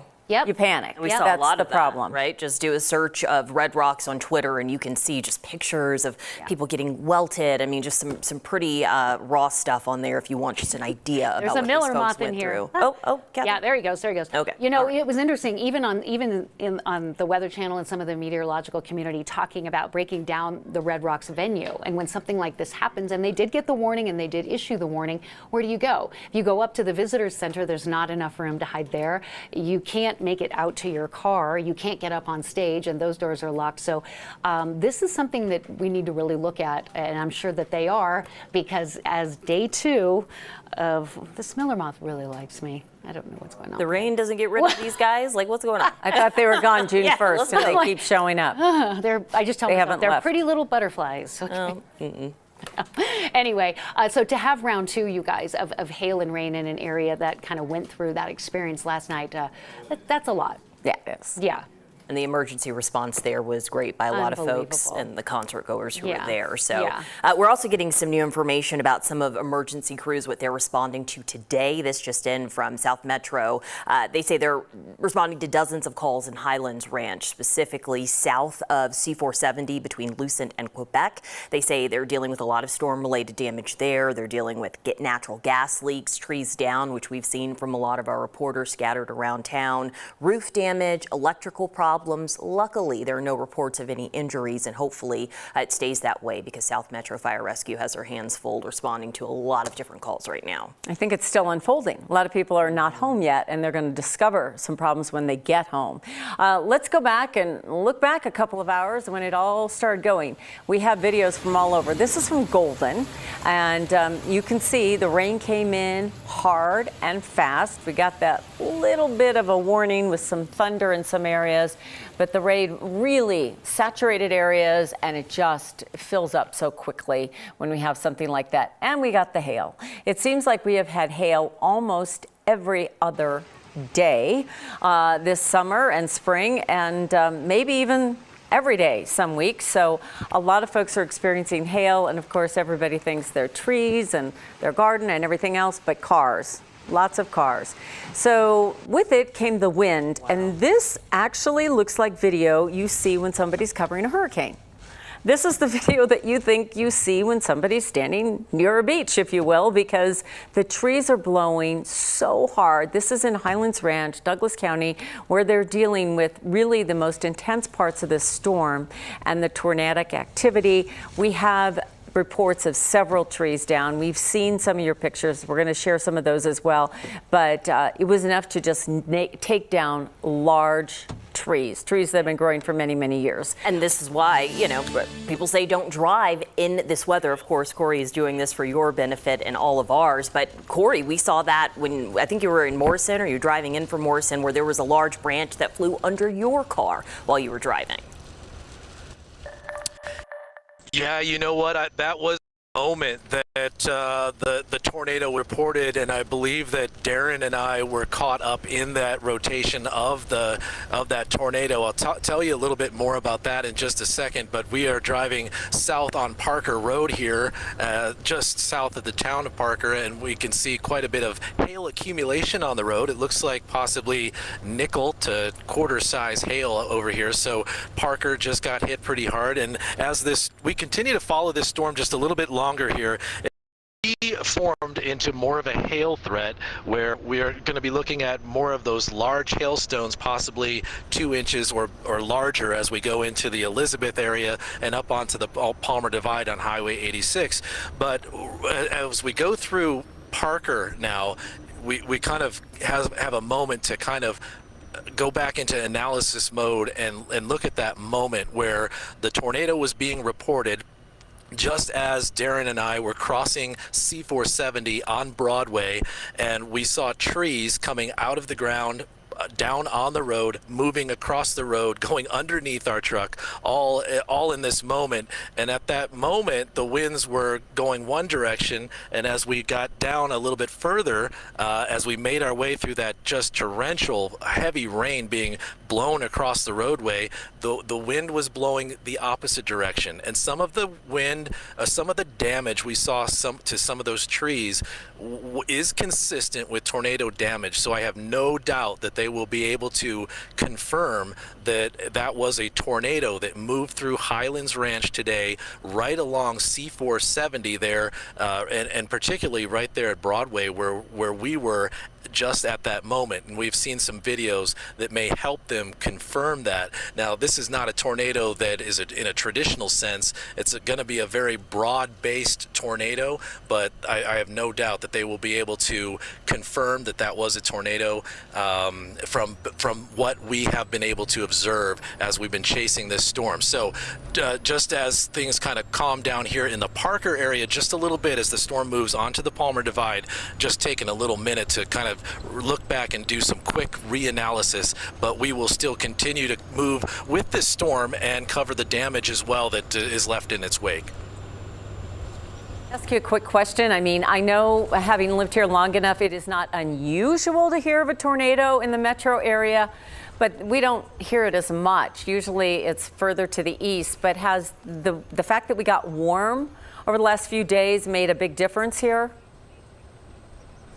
Yeah, I think, Kim, this is going to be a very unusual situation when they confirm this tornado, because what it's going to be is more of a supercell tornado, a tornado that is formed by a rotating thunderstorm. And we do not see those in the Denver metro area. We have seen tornadoes, but they have been land-spout style tornadoes where the circulation forms before the thunderstorm. And that creates a little bit of a weaker tornadic situation.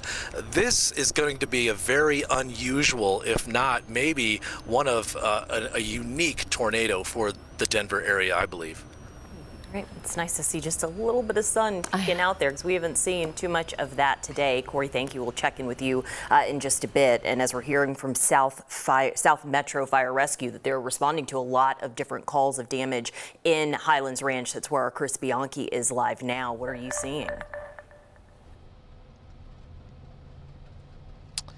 Hey, Kim and Alex. Yeah, I'm here in Highlands Ranch. I'm right near C470 and County Line Road, and this is where, I should say, County Line and C470, right around there in University as well. This is in Central Highlands Ranch, and right now, I haven't seen at this point, we just came in from the north, and I'll show you what we're seeing right now. We're getting onto C470, heading west towards the mountains. In fact, you can see some of that sunshine coming on out. Do have a little shower off in the distance. At this point, I haven't seen much in the way of damage here yet, but we are coming in from the kind of north and the east, so the kind of unaffected side from this possible what very likely appeared to be a tornado that was on the ground. Now I'm going to show you here to the side, though, what we are seeing a fair bit of. Two things. One, if you look kind of closely enough, you can probably see a little bit of that hail that accumulated here on the side of the road, and also a lot of just standing water. We've seen standing water all over the place in this drive down. That's, of course, something else that needs to be mentioned with all this, that this flood threat has been so substantial all day long. But of course, at this point, the tornado, Corey was just talking about this a second ago, with that supercellular tornado, I mean, just something we just don't see here in the Denver metro area. That can happen in places like the Eastern Plains. It can happen like it happened yesterday with that twin tornado that we saw in Akron, in Sterling. It is rare, very, very rare to see a supercell type of tornado like what we saw over Highlands Ranch, over perhaps Lone Tree as well, like what we saw earlier on today. So it's certainly a very unusual situation in terms of what we saw so far here today. But we're right now heading, and I'll show you again here, this is C470 as we head towards the side of the some of the damage here, and we're again at C470 right now and just passing University right now, and this is about to be C470 and Broadway right now. So again, we haven't seen any damage yet, but Kathy, I'm going to set things back over to you, as right now, again, haven't seen a whole lot of damage yet, but an exceptional, a truly meteorological exceptional event that we saw today, right? Unbelievable. And excellent reporting from you today. Thank you so much for you on the ground for those of us that are indoors. Let's take a look outside right now. While we're seeing the rain letting up in downtown Denver, the evening drive getting underway here, there are additional showers building off to the west. And Chris and Corey and I were talking about this earlier. This is what happened last night. You get a round of thunderstorms, and then when they start to dissipate or fall apart, you'll get outflow boundaries, and that can set off another line, such as what happened last night in Jefferson County, in the Morrison area and Red Rock. So we need to watch very closely for that. So don't be fooled by the sunshine outside. And if it's dry at your house, we may not be done yet. This line of storms moving off the Front Range foothills around 2 o'clock this afternoon, and they were tracking east-southeast, signs of rotation and reports of 1 to 2 inch diameter hail. Right now we have one warned cell. It's actually a line that extends from Parker and Kiowa east of Perry Park. As this system came off the foothills, 1 to 2 inches of hail, Evergreen, Conifer, Bailey, into the Morrison area. Severe thunderstorm warning remains in effect for southwestern Elbert County and also southwestern Arapahoe County, northwestern Elbert County, for this line, which is about 10 miles south of Denver, moving east at 30. Where you're seeing the blue returns there, that is a hail return, and the hail is large and covering the ground. So we have the potential for 2 inch diameter hail hail. People and animals could be injured, and there could be damage to roofs, siding, windows, and vehicles. The storm near Arapahoe Park and tracking toward the east. These are the storm reports coming in. A tornado report in Northwest Highlands Ranch. Multiple hail reports in a similar path to the cell that we saw last night. Larkspur up to Ponderosa Park, Bennett out to Elizabeth and Kiowa.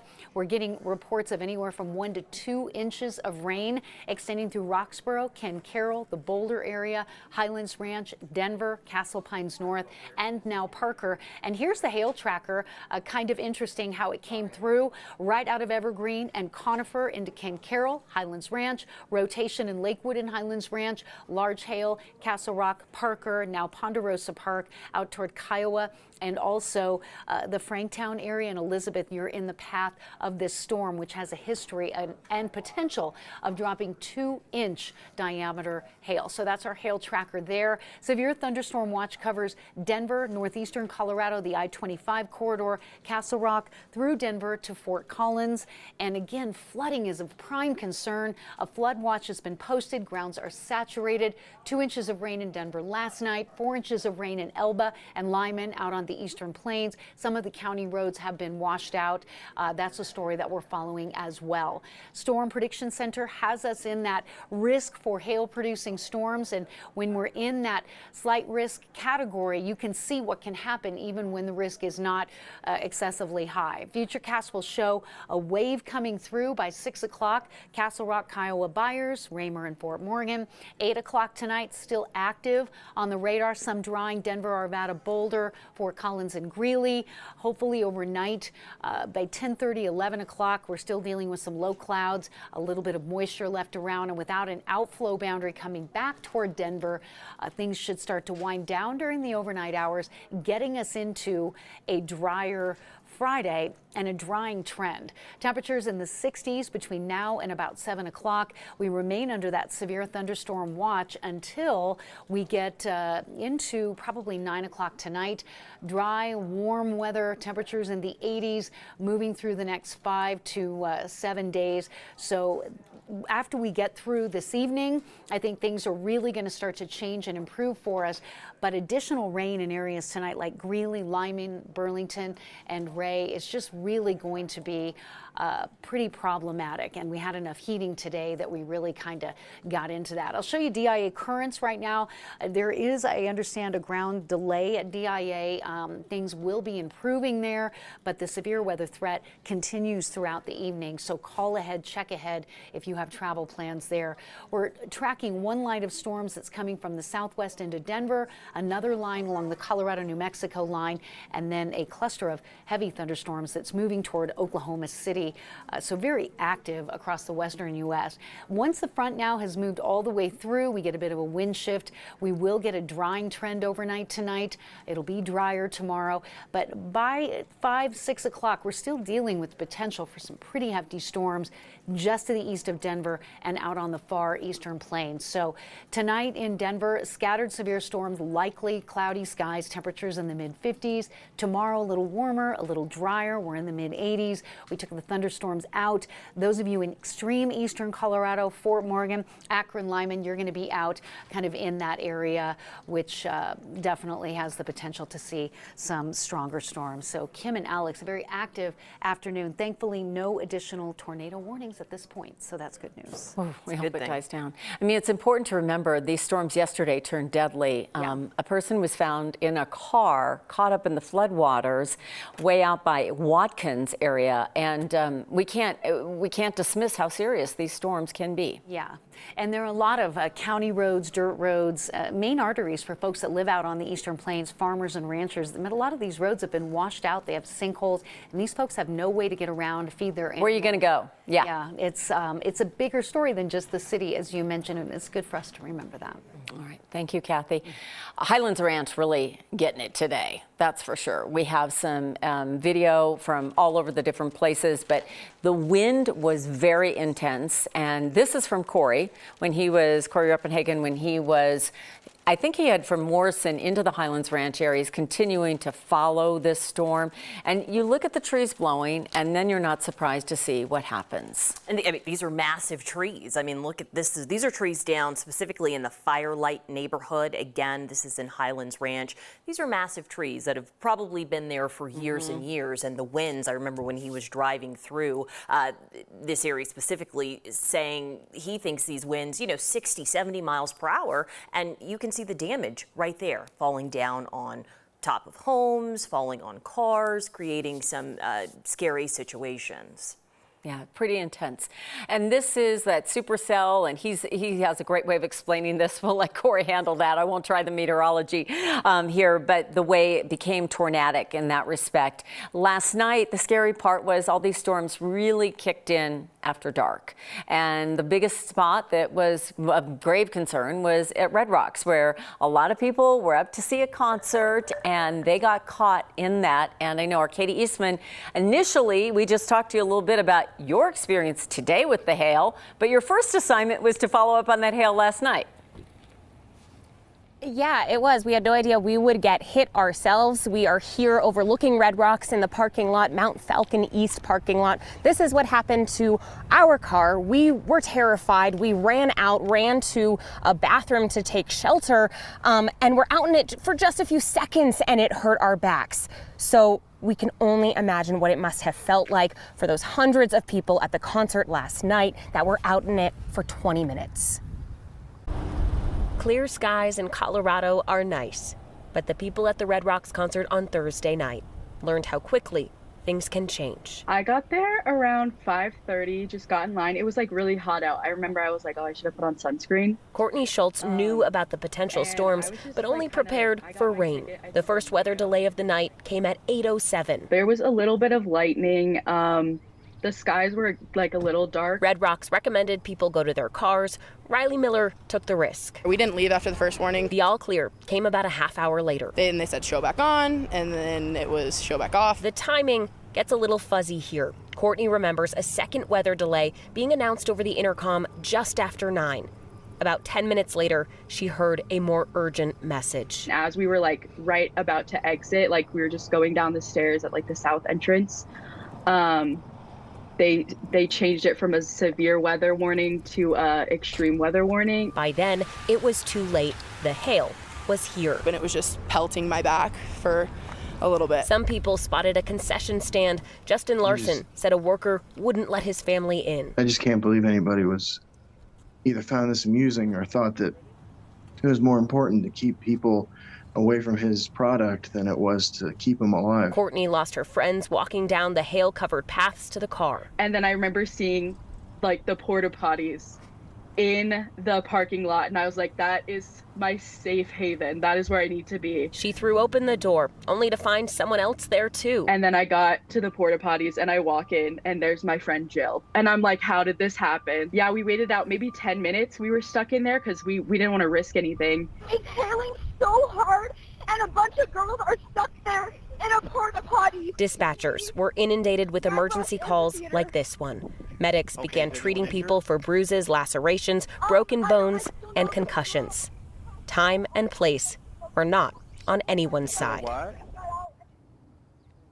And around 9:50 last night, West Metro Fire was called in to help. Together with Stadium Medical, they treated more than 100 people. 7 people were transported to the hospital.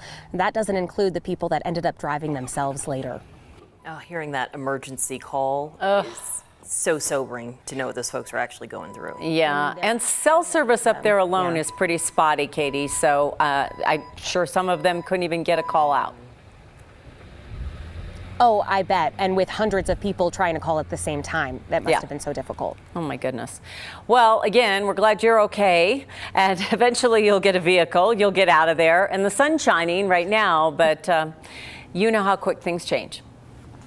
Katie, thank you. I just want to give you a good reminder right now. The South Metro's Emergency Dispatch Center says they are being inundated with calls right now. So they're asking, don't call 911 if your life is not in danger. They realize there's a lot going on. They're responding to damaged trees, light poles, etc. They're sending out emergency crews to respond to those incidents. But again, they're just getting all the calls. So don't call 911 if your life is not in danger. Just a good reminder there. They will get to you.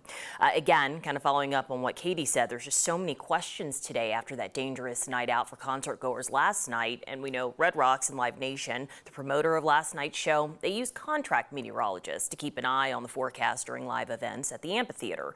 Today, a spokesman for the amphitheater told us the venue communicated info about the weather as they received it. The spokesman for Red Rocks told us today this was a once-in-a-lifetime weather event. He did say the venue is investigating reports of at least one concession worker not letting fans take shelter inside a concession stand during the worst of the hail. There are a lot of reports about that one on the Twitter today. He said, as they always do, Red Rocks will take a look at how things went well, how they went wrong, and they'll adapt where they need to for the future. Like lots of Red Rock shows, this was one that was affected by weather. It's not unusual for us to go into a weather delay and then have the weather clear up and the show goes on. That doesn't mean that there's not ways for us to improve both communications and kind of rethinking about, could we do things sooner or more efficiently? Still a lot of questions to be answered there. I want to let you know Steve Stager has much more coming up on Next with Kyle Clark tonight at 6. Red Rock's not certainly the only venue that's outside in the Denver metro area, so it's important to pay attention. Okay, we're still following this weather through the lens of Corey Reppenhagen, the weather titan, and tracking this storm, and we just saw the lightning. Corey, tell us where you are. You're near Elizabeth? Yeah, we're just coming up on Elizabeth right now. You saw that lightning flash out there. We're staying just behind this storm and following it in, and you can see that they got hit pretty hard with some accumulating here. Looks like a hail here. Maybe 3 or 4 inches of hail on the ground here, mostly pea to dime size hail, but there is a ton of it on the road here. As we were pulling up here on Highway 86 towards the Elizabeth area, we saw a couple of motorists stranded on the side of the road, and the road was actually completely washed out, and there was looked like a sheriff deputy was already there trying to help them out. But this is looks like the Elizabeth Ponderosa Park area. As we were just kind of behind this storm, we didn't experience this for ourselves, but this was a significant hit with this hail here in Elizabeth. We'll pull up here in Elizabeth once we get into the main area of town and see what this hail looks like and get a measurement of just how much hail is on the ground. But this storm has been relentless all the way from the foothills all the way across the entire South Metro and now up onto the Palmer Divide. It's still ripping and roaring up here, and the hail is still coming out, and we're continuing to follow the storm as it moves on. Okay, thank you, Corey. I know initially you're like, is that hail? We have to check in there. All right, see what's going on the side of the road. Continue to follow that storm. But again, this is day 2, as we were talking about all of the damage that we saw yesterday. I mean, all over the metro area, all over the Front Range. And we can't forget, we talked about the people in the Northeast and out in Sterling, a couple, 2-3 hours from Denver, they really got hit hard. That is where they saw twin tornadoes yesterday. And we know at least one building was damaged. There was a lot of damage in the Sterling area. And that's why we want to get to our 9 months to knows, Kevin Vaughn, who went to Sterling. We're just outside Sterling, where Highway 6 heading out of town is now closed, a casualty of water from Wednesday's storm that's still roiling Pawnee Creek. But problems were experienced all over Logan County. 12 miles west of Sterling, this home took a direct hit from a tornado. The homeowner, who declined to be identified, told us he was on the back deck watching the weather when the winds picked up. That's when he raced to the basement. A moment later, the twister smashed into his home. It was all over in about 10 seconds. Now comes the cleanup. A mile away, crews worked into the afternoon repairing downed power lines. And farther to the southwest, standing water made this county road unpassable. All of it the result of a nearly unprecedented storm, said the county's emergency manager, Jerry Casebolt. When it came into Sterling, it just came in with rain. torrential downpour of rain in, probably 3 to 4 inches in 30 minutes. So it was very unprecedented, the amount of water that we got. Every street in the area was flooded. Authorities are anxiously watching the weather with the possibility of more severe storms today. But one thing gave them some optimism. Wednesday, walking outside felt like being in Louisiana. Today, it feels like a typical June afternoon. In Logan County, Kevin Vaughn, 9 News. You see that damage, and Sterling's got about 14,000 residents, and that one home took that hit. I mean, that was kind of a scary spot for them yesterday. And I learned the term twin tornadoes to think that two could touch down in the same spot. It feels like we've been dealing with so many once in a lifetime type of weather events with this 2-day storm. Really extreme in so many ways. I think we're going to get back to Kathy, get the latest on the storms and who should be aware right now where it's coming. Well, right exactly where Corey is. That hail is covering the ground. He said 3 to 4 inches deep. And I've got the magnifying glass on. Really, this is the bullseye for trouble right here. You're looking at Elizabeth and Kiowa. That cell is tracking toward the southeast and is really dangerous, showing signs of rotation as it did earlier in the day. This severe thunderstorm is located right now right over the top of Greenland, or 24 miles north of Colorado Springs. It's moving east at 25. Tennis ball size hail is likely with this. So as you can imagine, animals and people could be injured and there could be damage to roofs, sidings, windows, vehicles. Elbert, you are in the path of this severe warned storm. We'll go back up and take a look at the evening drive just getting going here in Denver, and much improved as we look at I-25, a vastly different picture than we showed you 2 hours ago when this cell was just coming off the foothills into Denver. Still not done with the rain in the Boulder area and Fort Collins. There's a little bit of clearing up that way, but don't be fooled. The thing that we need to watch now is, even though we have cooled the atmosphere off, it's not stabilized at all. And as this line of storms tracks off to the east into that moist atmosphere, and we're going to maybe see some of these storms create outflow boundaries, which is what happened last night and set off that line of storms that went right back into the Morrison and Red Rocks area. So that's what we need to watch.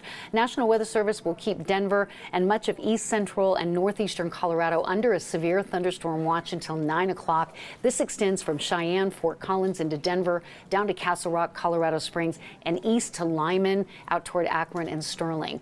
Tornado damage in Sterling yesterday. Lyman, 4 inches of rain in and around the town of Elba. So they're dealing with road closures, roads being washed out, and more water coming with this line of storms that we're tracking this hour. The severe thunderstorm warning for Boulder County has canceled out, but this severe thunderstorm that's moving through Elizabeth and Kiowa, that warning has been extended out until 5:15, and that is southeastern Douglas County and west central Elbert County. When this cell developed early in the day, around 1:30 in central Jefferson County, look at this, a hail size 1.75 inches up in the Jefferson County area near Evergreen, and then that path following we saw that storm move through last night between about 8 and 10:30, following a similar path right into Lakewood. Then it started showing signs of rotation.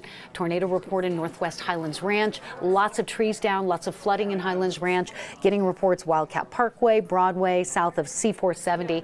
Really just a lot of mess from this storm, which has tracked southeast now into Ponderosa Park and Kiowa, extending north into Bennett. And Byers, you're in the path as well. And with the history of 1 to 2 inch diameter hail, torrential rainfall, and thunder and lightning that is just so dangerous, along with the damaging wind that has brought down trees and power lines, the area in the yellow polygon with that severe thunderstorm warning, this is really kind of the focus for where we're seeing the storm create the most damage. In the next 20 minutes or so, new polygon up toward Kiowa, severe thunderstorm warning out toward the Deer Trail area. The cell was not moving all that fast earlier. It's picked up a little bit of steam, but under the magnifier there where you're seeing that hail return, they've got hail on the ground 3 to 4 inches deep, and we can see also a lot of water along with the hail reports, anywhere from an inch of rain up near Boulder to almost 2 inches in Highlands Ranch, Castle Pines North, downtown Denver,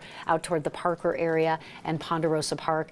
There is the hail signature, and we can see the exact path: Evergreen, Ken Carroll, Highlands Ranch, out into Douglas County. County and now into western Elbert County, and Cell is still producing big hail, and we're getting some now water reports coming in from the torrential rain. So Kiowa, you are in the path of this. Franktown, Elizabeth, kind of on the fringe now. The worst may be over for you.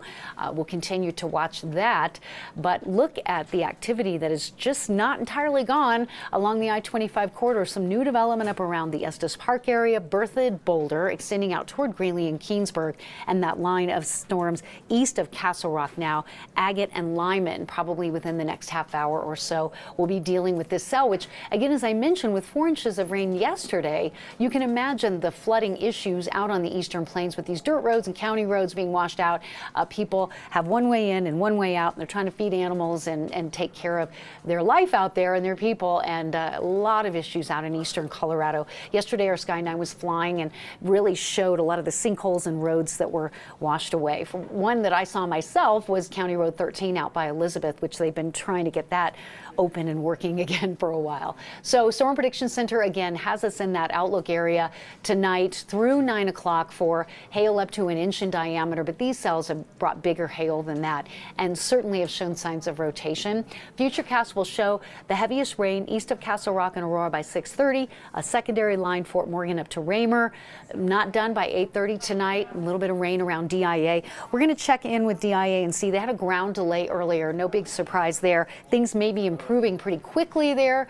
We still have the threat of heavy rain, thunder, and lightning until about 9 o'clock tonight. If we don't have outflow boundaries to deal with like we did last night, they're going to come back in and sort of create kind of a resurgence of thunderstorms and create another line of severe weather. So we have an active evening, but then a shift in the pattern late tonight into tomorrow that will last several days. Temperatures today did warm into the mid-70s, enough to break the cap. It was enough to get thunderstorms developing vertically into the atmosphere to produce those large hailstones, and those clouds can only hold those big stones for so long before they come crashing down, and that's what we've been covering all afternoon. But look at your extended forecast. We have Friday sunny, warm, and dry.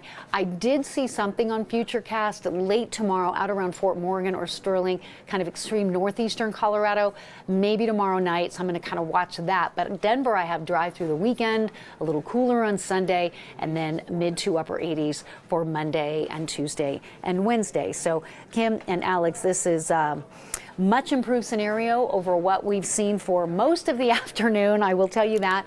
And the extended forecast is going to be nothing but helpful. As wonderful as rain is and water is, and I hear from all of you about that, and we love it, we do need a break. We need to clean up. We need to dry out. Just dry out a little bit. Not too much. Not too much. But we could use a few days. Right now, it feels like we've all been trapped under something for a while. And then you think about all the people who are picking up the pieces of damage right now, too. And right now, that's Highlands Ranch, kind of the epicenter for where this storm probably did the worst of the damage. And I know we still have reports coming in on that. But thankfully and hopefully, no injuries. You know, have you heard any updates? No. South Metro said no injuries so far. They certainly have been overwhelmed with calls, though. And a lot of it is roof damage, and a lot of it is car damage. And then they're talking about they've got natural gas leaks and everything else. So it's a lot. They've got a lot going on. I think we're getting. Oh, go ahead. Oh, I was just going to say, you remember Corey driving down there and those trees just crashing down? I mean, it's like, pull over. What are you doing? Yeah, we have some video of some of this that we're going to share. It was crazy. Oh, here we go. New video in. And this, I believe, is from the Bear Canyon area. And that is, you know, Bear Canyon Trail's popular spot down there in Highlands Ranch, popular neighborhood to live in. But look at this. When you talk about cleanup, as you just mentioned, Alex, there was going to be a lot of cleanup for a long, long time. And just it's hard because these trees have all leafed out for a beautiful summer, and they're down now. I know, you see how green everything is from all the rain. These are now ripped up roofs. This is from another neighborhood, again in Highlands Ranch, like Kathy just said. It's like the cell was really over this area where they got some of the worst of this afternoon's weather. And this reminds me that was May 10th where we got that hailstorm. Remember the next day we did the story about the windshield repair companies, how they were just inundated and super busy. And I'm assuming there will be some roofing companies that will be busy in the next couple of days as well, because they're just that May storm did some damage to a lot of roofs there. For anybody that's lived in Colorado for a long time, you've probably replaced a roof or two. 2 in 2 for 16 you. years. Yeah, So take your time, make sure you get a reputable company. Everybody will tell you that. And maybe you might do it at the time of the year when we're not prone to having as much hail. Just a thought.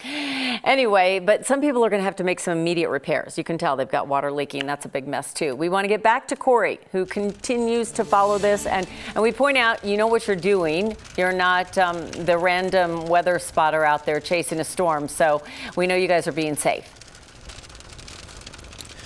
Yeah, absolutely. You know what? And I'm happy to do this. This is kind of what I've done my entire career. So I'm perfectly used to being in big storms like this. And I don't mind showing you guys everything I can possibly show about this storm. And we're in the Elizabeth area right now. And boy, this storm just continues to flex its muscle all the way across our area. And I'm in the main part of Elizabeth now. You can see there's a lot less hail than there was in between, say, Parker Road and the west side of Elizabeth. There was 3 to 4 inches of hail accumulation in most places, and then down in the gullies there was well more than 6 inches of hail accumulation. And we got a little bit of a look at some of that. Some of that hail was possibly nickel to quarter size hail, so large hail as well. So as this storm just continues to track across the area, we continue to follow it and just continue to be impressed by how we'll be talking about this storm on June 22nd, 2023 for a very long time, like you guys were speaking of the damage, not just hail damage, but every bit of weather damage you can possibly think of.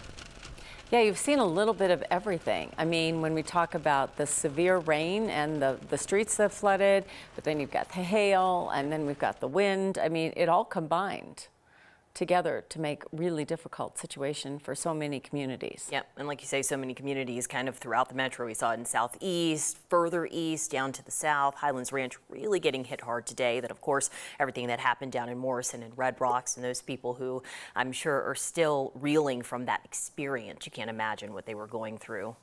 In so many ways, this really started yesterday, and I think our meteorologists would agree. They said we wouldn't get much of a break because once things got going yesterday and the air was so saturated, and it continued through the night, and I can tell you from driving home last night, it was fascinating. You know, it's 11 o'clock at night and you're driving home, and severe rain in Denver, a little bit of hail. It stops, a little bit more rain, another batch of hail. And then the further I went west, I got another batch of hail. I had 3 instances in my drive with hail.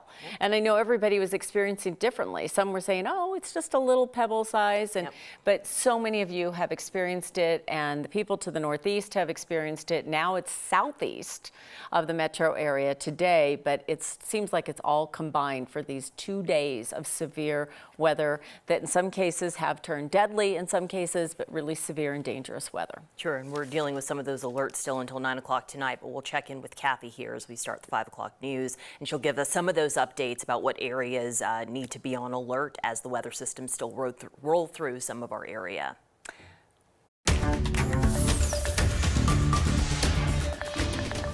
A possible tornado was spotted in Centennial and Highlands Ranch. This was a shot of what it looked like. A viewer, Abby, took this picture for us, and this is over a golf course in Centennial. Yeah, some pretty ominous views around the metro area. Meteorologist Corey Reppenhagen has been driving in the worst parts of this storm all afternoon. This is the live view from his car right now, although he's seen much worse. There are some damage reports kind of all over the place, specifically to the south, that we're working to get to, but we did want to show you pictures of trees that came down in Highlands Ranch, one of them covering a car. The hail covering the ground in some areas looks like snow again. This is in Lone Tree. You can see how slowly that traffic is moving. There's a lot of rain, a lot of hail, and folks showing us what size it is in that spot. As we move to Castle Rock, the rain and hail turned a street into a river. There's so much saturation on the ground. It's like, where does the water go? And it's all come too fast for drains to keep up with. People in the Morrison area once again had to take cover after hail rained down this afternoon. The hailstones were huge. We're talking golf ball sized, even baseball sized hail we've seen. And one of our crews back out at Red Rocks following up on the event of last night, and that storm got caught in the hail again this afternoon. They had to rush to take cover in the hail. smashed their windshield, at least in a couple of spots. So they're not driving home. We're getting them a new vehicle. You can see the size of that hail to cause that kind of damage. We're not done. We can go to Kim Carroll. They really got hit as well. The hail coming down hard, and they saw a lot of wind picking up trees in that area too. Kathy, where are we going now? I know. What's the worst of it at this point? I know. You know, it started earlier today, you guys, in the Front Range foothill areas around 1 o'clock, 2 o'clock. So the worst of it has crossed the I-25 corridor and is now a concern east of us. But now we have a concern for some of the outflow boundaries to set off another line yet tonight. So National Weather Service has Denver under a severe thunderstorm watch for 9 o'clock just because of that possibility. Outside we go in the evening drive now. People are starting to move a little bit on I-25. A little bit of sunshine outside. We're seeing a little bit of a break in the cloud cover out there. And just kind of looking at some of the cameras around Boulder, we're starting to see a little bit of that cloud cover. Looks like maybe a few showers possibly coming into that area after a severe storm brought rain and hail to that part of our state. And now in downtown Denver, we've gone from partly sunny to mostly cloudy again. And the storms that are coming off the foothills have been slowly moving and dropping anywhere from 1 to 2 inch diameter hail as they've been tracking toward the east and southeast. This large blue box that you see is a severe thunderstorm watch, which covers well, I don't know, it sort of covers Colorado Springs now all the way up into southeastern Wyoming. They've added portions of Nebraska to this as well. Severe thunderstorm watch out through 9 o'clock, and this will cover areas from Fort Collins to Denver, down to Colorado Springs, up to Castle Rock. The yellow polygons that you're seeing on the screen there are severe thunderstorm warnings. Storms are tracking toward the east and southeast. This new thunderstorm warning is for a cell just outside of the Larkspur area, and that cell is moving toward the east but is capable of producing golf ball size hail. Northwestern Elbert County extending north of Kiowa just to the south of the Byers area is kind of our focus. These storms developed in the Evergreen area around 1:30 today, dropping 1 to 2 inch diameter hail, a similar path to what we saw last night, crossing Douglas County and then also bringing that torrential rain onto saturated soils. As Alex mentioned, there has been at least one tornado reported, this in northwestern Highlands Ranch, and that line of storms now has tracked to the east where hail and heavy rain have created some flooding concerns. And we're getting the storm reports in from Highlands Ranch back up into the Lakewood, out toward Aurora, Centennial, and Parker. The hailstones have been golf ball size, tennis ball size, with that tornado touching down in the Highlands Ranch area this afternoon. We've had a lot of tree damage, trees down on roadways. Roads have been flooded, rivers of water and hail coming down I-25. We started with Broadway and C-470, Wildcat Parkway, and then at Ridgegate and I-25 southbound. Traffic was just at a standstill. The biggest hail now north of Black Forest into Kiowa and Elizabeth. Reports from our Corey Reppenhagen on the ground in Elizabeth is the hail is 3 to 4 inches deep in and around the Elizabeth area. So Kim and Alex, the severe threat over for Denver for now, but possibly not for the entire evening. So I'll have more for you in just a few minutes. Okay, we'll talk to you soon, Kathy. We've been talking about the fact Douglas County, Highlands Ranch specifically, really hit hard by this storm. Probably a couple hours ago was maybe the worst of it, maybe an hour and a half ago when people really felt the weight of it and the winds and everything else connected to it. Yep, and we've been getting a lot of pictures of that damage. And finally, our Kelly Rinke has been there. We want to catch up with her. What have you been seeing in that area? We know South Fire Rescue is just inundated with calls right now. Yeah, and we've been seeing a lot of their fire trucks that are passing through this area. We just got into Highlands Ranch about 20 minutes ago, and this is what a lot of the streets are looking like. This is on Highlands Park Highway, and this is a gentleman who is picking up some of the debris. He almost looks like he owns a property that is just on the other side of this fence line. They just wrapped up cleaning up this massive tree that fell onto the street. It's a 3-lane road on this side, and it's only been 1 lane since we have been here.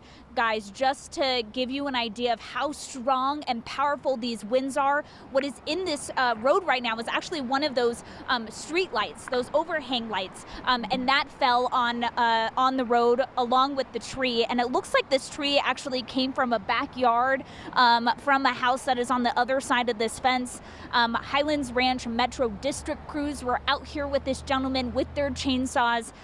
Took, at least when we were here for 10 minutes, took them that amount of time to clear out this road, but it looks like they are kind of wrapping up that process. But since we have been here, this is really most of the scene that we have been seeing, most of the types of damage that we've been seeing, a lot of these huge trees that have fallen over, and we've been hearing reports from neighbors in Highlands Ranch that is most of the damage that they've been seeing in their neighborhoods. Some of the addresses of the damage that we've been hearing about is just east of us, so in a couple minutes we're planning on going over there to see how some of the homeowners are hanging in there after this really scary storm, guys.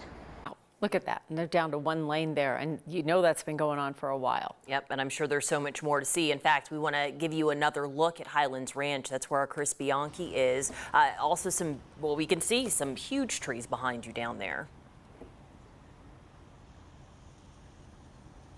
That's right, Kim. Yeah, I'm here in Cougar Run Park in Highlands Ranch. This would be right near University as well as C470. And we've got some pretty big trees that are down here, and we've got a whole string of them. This tree to me looks like it's about 20-25 feet tall, but it's of course not the only tree that's down in this whole area. I got some bystanders here, but also some of these trees, again, 20-25 feet tall.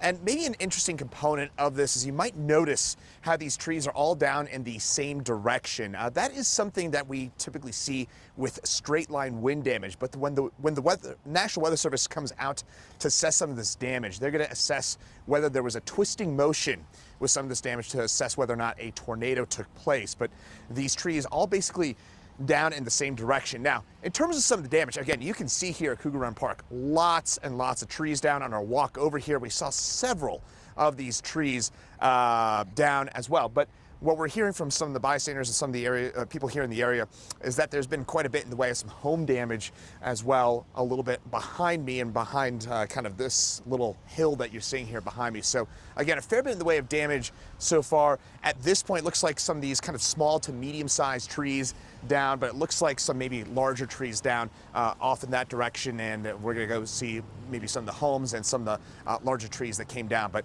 at this point, it looks like some pretty substantial damage down here in Cougar Run Park in Highlands Ranch. It is jaw-dropping. I don't know if I've ever seen anything like that. To see every single tree like that.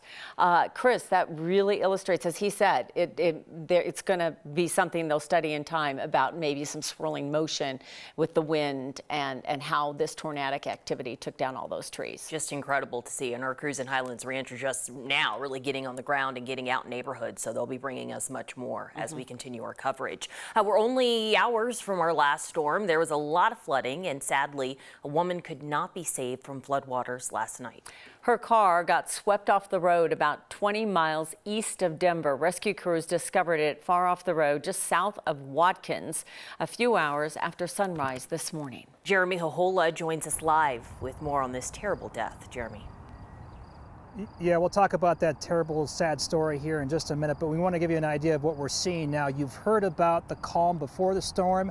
Now we're in the middle of the calm after the storm. We're standing right in the middle of the Cherry Creek State Park here, and we have a nice 180-degree view of this corner of the Front Range from the DTC to parts of Aurora to parts of Denver, and we can see the storms are really starting to break up here where we are. But as we start to pan towards the east here, we see the edge of that big gray monster that caused all sorts of wet weather here in this area, in this corner of the metro area. This is part of that storm that we see as a big red blob on our radar.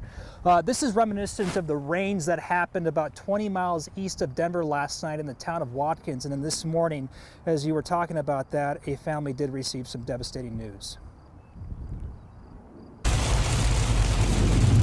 Torrential rains turning roads into rivers south of Watkins Wednesday night. The roads were just flooded and washed out. Look over, there's a tire floating down the road. Ended up seeing bales of hay. Eric Lapp captured this cell phone footage as he went to check on animals at his ranch. And I've been out here 6-7 years, and I've never, ever seen weather like this. The water was so intense, it pushed cars off the road in this region, prompting fire rescue.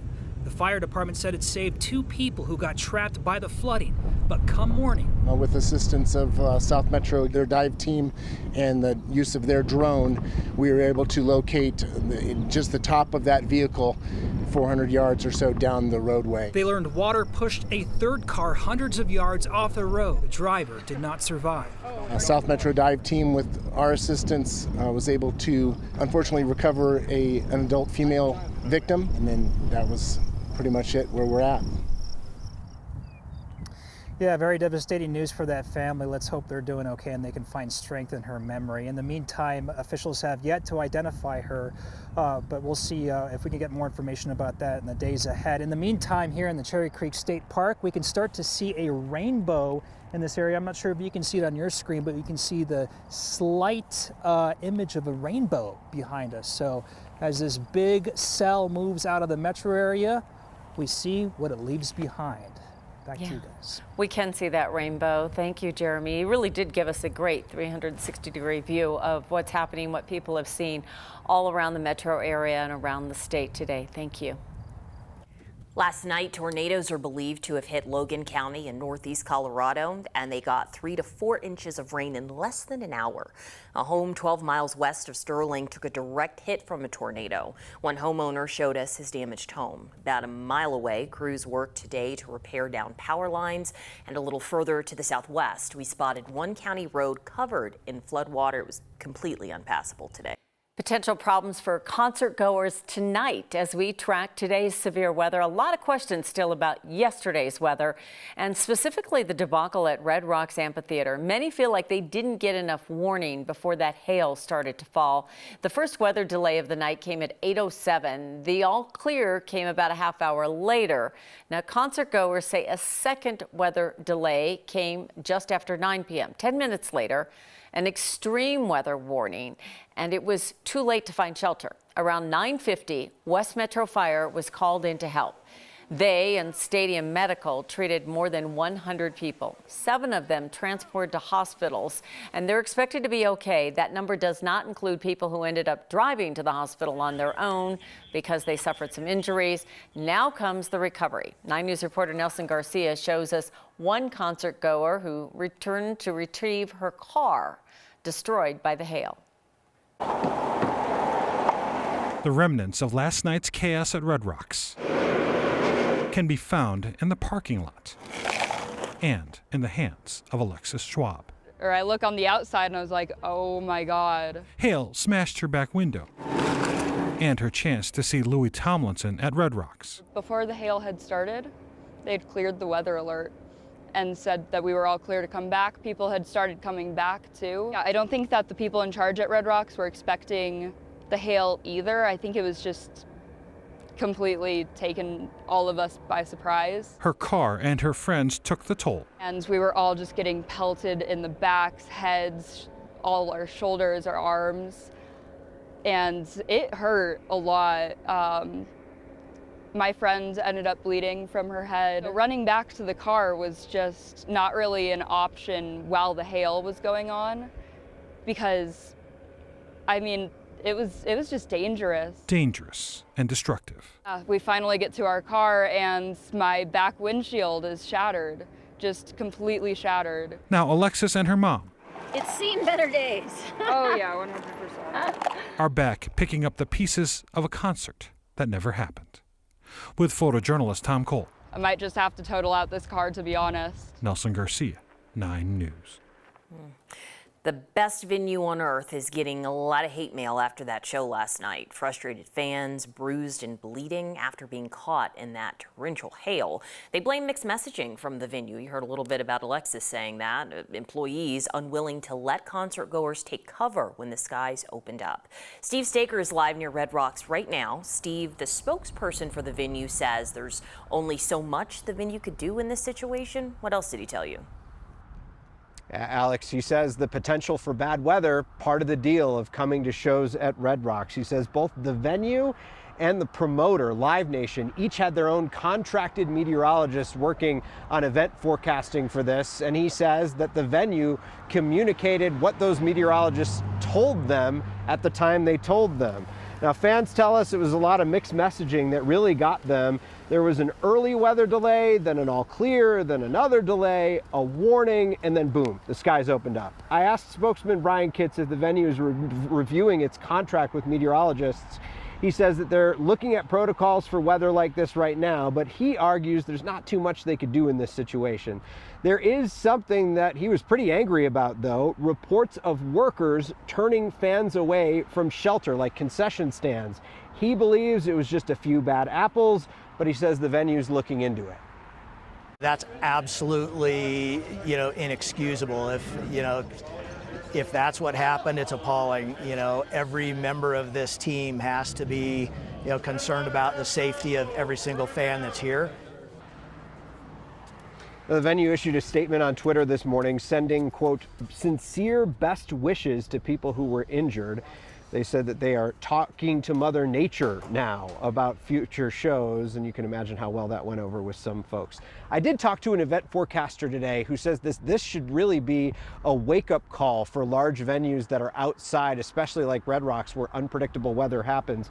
He says it's a prime example of why you need a meteorologist live on site to actually look at the conditions and see what's going on. We're going to have a lot more of our conversation with him coming up at 6 o'clock. On next, Alex. All right, yeah, Red Rocks will always be the iconic Red Rocks, but it would probably go a long way to, double down on that accountability. And if those are a few bad apples, they find out that's the truth.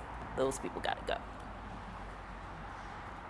Yeah, I heard from a few people today, different stories about different people inside the venue trying to push people outside of areas where there was shelter. So it does sound more than a one isolated situation like Red Rocks thinks it might be right now. It's going to be interesting to see how they look into this and try to educate the staff that when weather like this happens, people need a place to go. Absolutely, and other outdoor venues can learn from this as well. Steve, we're glad you're there and on top of this. We'll check in with you later.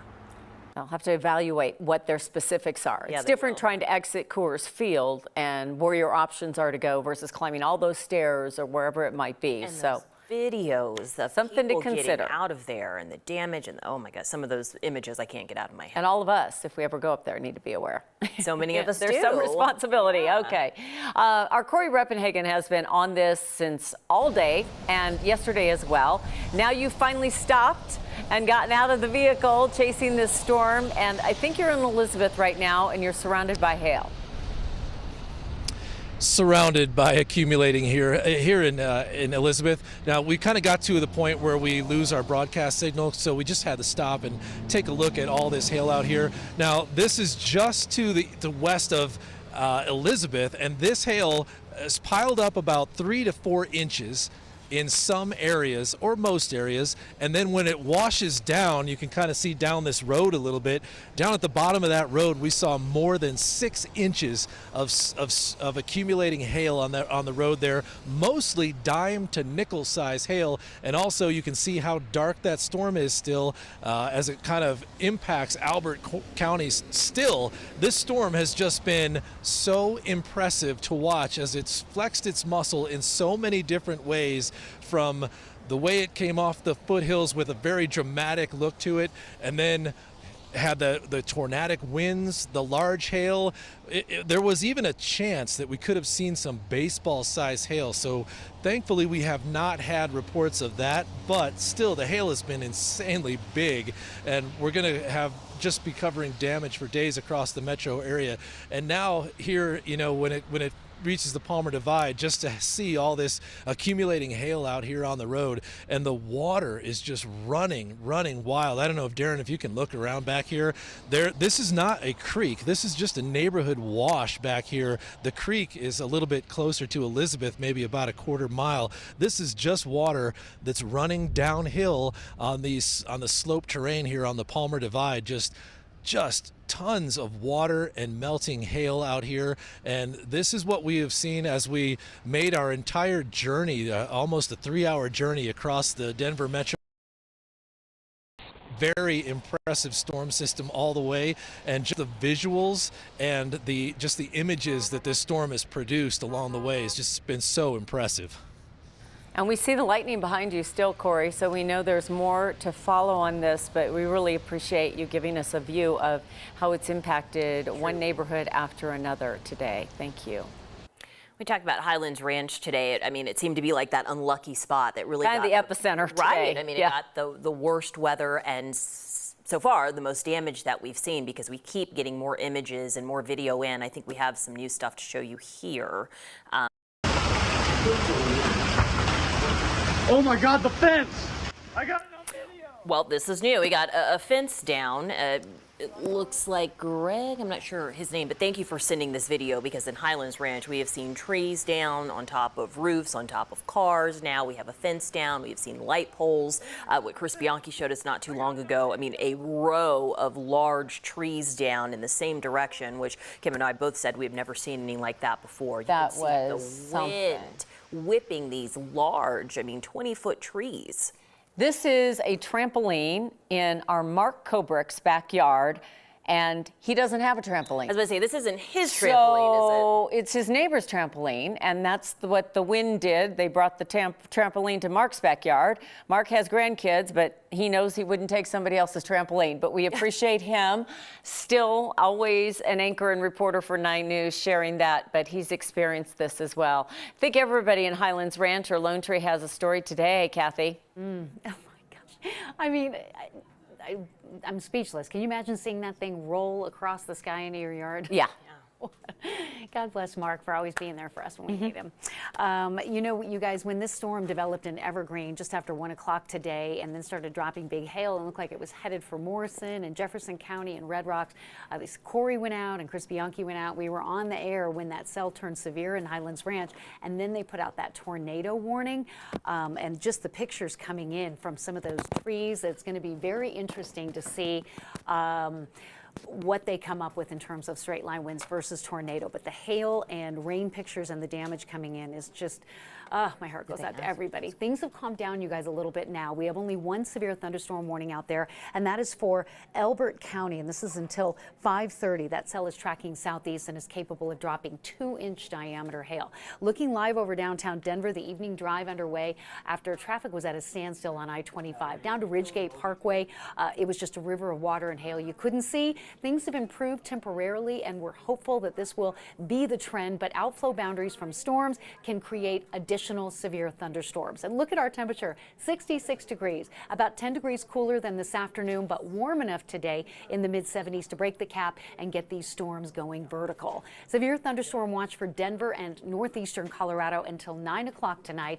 The heaviest storms are south and east of us now, with just one warning to tell you about, and that is east of Elizabeth, where our Corey Reppenhagen is, and that hail on the ground 3 to 4 inches deep. That cell still showing signs of rotation, dangerous lightning and torrential rain. The hail path early this afternoon coming out of Jefferson County into areas like the western suburbs of Denver with almost 2-inch diameter hail, and then the tornado report in northwestern Highlands Ranch, still assessing damage there, injuries in the area and recovery efforts there. Hail signature coming up just south of Kiowa in Elizabeth this hour, and that's where we continue to see maybe even potential rotation with that line as it tracks into that moist atmosphere. The path similar to yesterday, with the big hail reports coming in to areas like Arvada and Lakewood, down to Kent Carroll and out toward the Littleton area. And now as the system tracks east, consider we got 2 inches of rain in the gauge last night in Denver, 4 inches in Lyman and Elba. So we're seeing saturated grounds not able to handle the additional rain and hail coming through with this severe cell as it tracks southeast of Kiowa. Calhan, Simla, Agate, Deer Trail, you are in the path of this dangerous storm. And we kind of zoom in here with our magnifying glass, and we're seeing where the biggest hail is right now. And yes, there's a lot of rural areas out there, but also a lot of animals which can be hurt by hail this size, along with humans tending to those animals. Some of the rain reports are unbelievable on top of the amount of water we saw with the storms late last night. 1 to 2 inches of rain. There was severe weather in Boulder this afternoon, Erie, Dacono, down to Castle Pines North. The hail signature, pretty impressive. Watching it come off the foothills around 1 o'clock and then just kind of track south and east and still going. So that severe cell outside of Elizabeth and headed for Kiowa can still produce some large and damaging hail. Severe thunderstorm watch in blue. So that means we may not be done yet, because sometimes when these storms move east or they weaken, the outflow boundaries as these storms collapse or shift east will sometimes move back west toward Denver Denver and the foothills and set off another line of storms, and that's what we saw happen last night. So we're watching this very closely, along with the flood threat, flash flood watch, warning areas, and just flood advisories for Denver, downtown Denver, and also much of eastern Colorado, where we're dealing with rural roads that have been washed out. Humidity is still very high. All of the ingredients still there for additional thunderstorm development yet tonight. So we can't let our guard down yet. By 7 o'clock, we see the heaviest storms out around Byers, Agate, a second line around Fort Morgan and Raymer. A little bit of additional development around 8, 9 o'clock. DIA was on a ground delay earlier, waiting to see if things have improved enough that operations are back underway as we anticipate the potential for maybe a few more storms before that drier air works in, giving us a little bit of a break tomorrow. And temperatures have been kind of comfortable all afternoon, cooler than average, but warm enough that we're still seeing these heavy storms moving from the west-southwest toward the east. By 10 o'clock tonight, the heaviest storms, Sterling, North Platte, Ray, down to the Burlington area, torrential rain and large hail overnight as they move into North Platte and portions of central Kansas, where they will become very dangerous during the overnight hours. We get a sunny day tomorrow, believe it or not. I think some time to dry out after more rain in areas tonight and tomorrow that don't need it. East central Colorado from Ray and Lyman back to the Burlington area. So temperatures in the mid-60s now. It's calm in Denver for now, but I don't want you to let your guard down. Severe thunderstorm watch remains in effect until 9 o'clock, simply because redevelopment could happen, and it could happen rapidly, like last night. And so your 7-day forecast shows we're getting a break, time to dry out a little bit. Sunshine on Friday with mid to upper 70s, mid 80s on Saturday, low 80s on Sunday. So a string of 80-degree days, I think, all the way through Wednesday of next week. That is certainly the hope. As much as water is wonderful, we've had too much. It's been a record June. We picked up 1.85 inches of rain in the gauge at DIA yesterday. That was a record, bringing our monthly total to over 5 inches. You guys, this is the most rain we've seen in June, I think, ever. Yeah. Oh, wow. Well, we deserve that forecast there. First day of summer, and it was like anything but. Right? Anything and but. on a Wednesday again, these Wednesdays just won't Yeah, we're leave really us locked alone. into this Wednesday thing. Well, Okay. and it's been extreme. You think about our extreme winter, the coldest winter on record the first 3 months of the year, the record snowfall. May was crazy with the rain, and then we get into the severe weather, you know, like we haven't seen in a while. And then here it is, summer should be shifting a little bit, thinking about monsoon season, and oh no. Oh no. Nature's not done just yet, reminding us who's in charge, not us. Yeah. All right, Kathy. We do have a lot of images to share. One of our crews experienced the news themselves today while trying to cover what happened at Red Rocks last night. This is our Katie Eastman and Mike Grady. They said they were, doing this follow-up story, and all of a sudden they felt the hail and they ran to the first place they could get to, short distance from their car, which was one of those outdoor bathroom spaces. Thankfully the door was open and they got inside. They said it hurt. I mean, the hail hurt, and their windshield was rocked. I mean, it's gone, the windshield. So they're waiting for a ride out of there.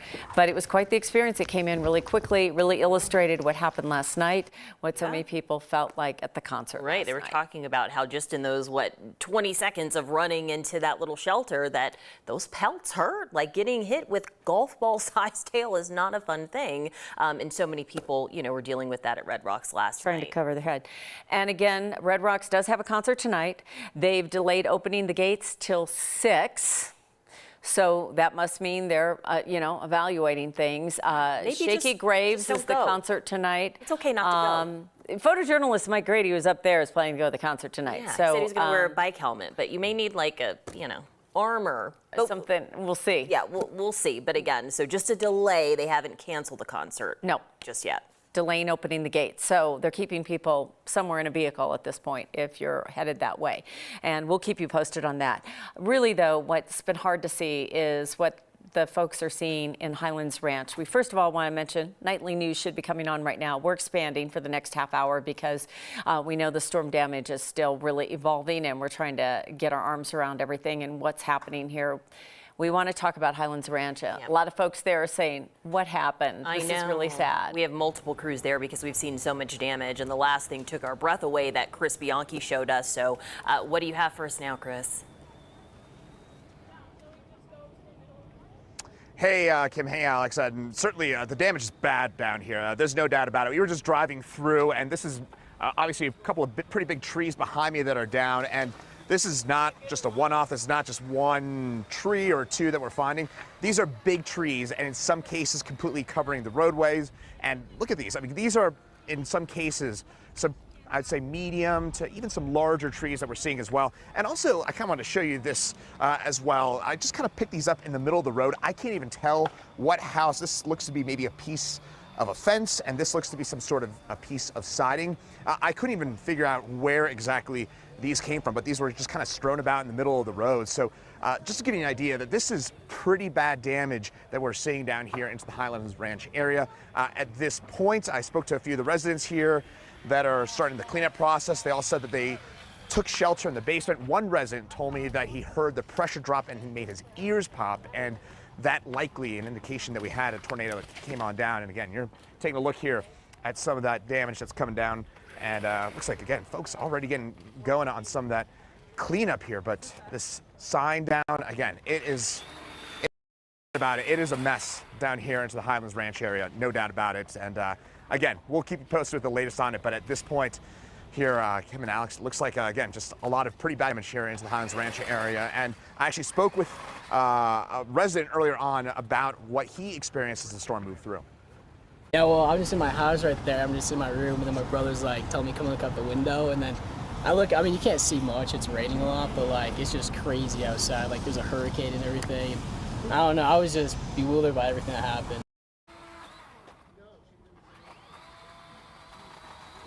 Yeah, obviously, it sounded like a hurricane, some really strong winds, and it probably, I mean, my guess is, based on what we're seeing, and it'll depend on the exact strength of the possible tornado that touched down here, these the sort of damage that I'm seeing here, probably caused by winds in excess of 80 miles an hour, and that rotation with the possible tornado, that is probably what produced what we're seeing here. Maybe 80, 90, maybe even 100+ mile an hour winds that produce this kind of damage that we're seeing behind me here.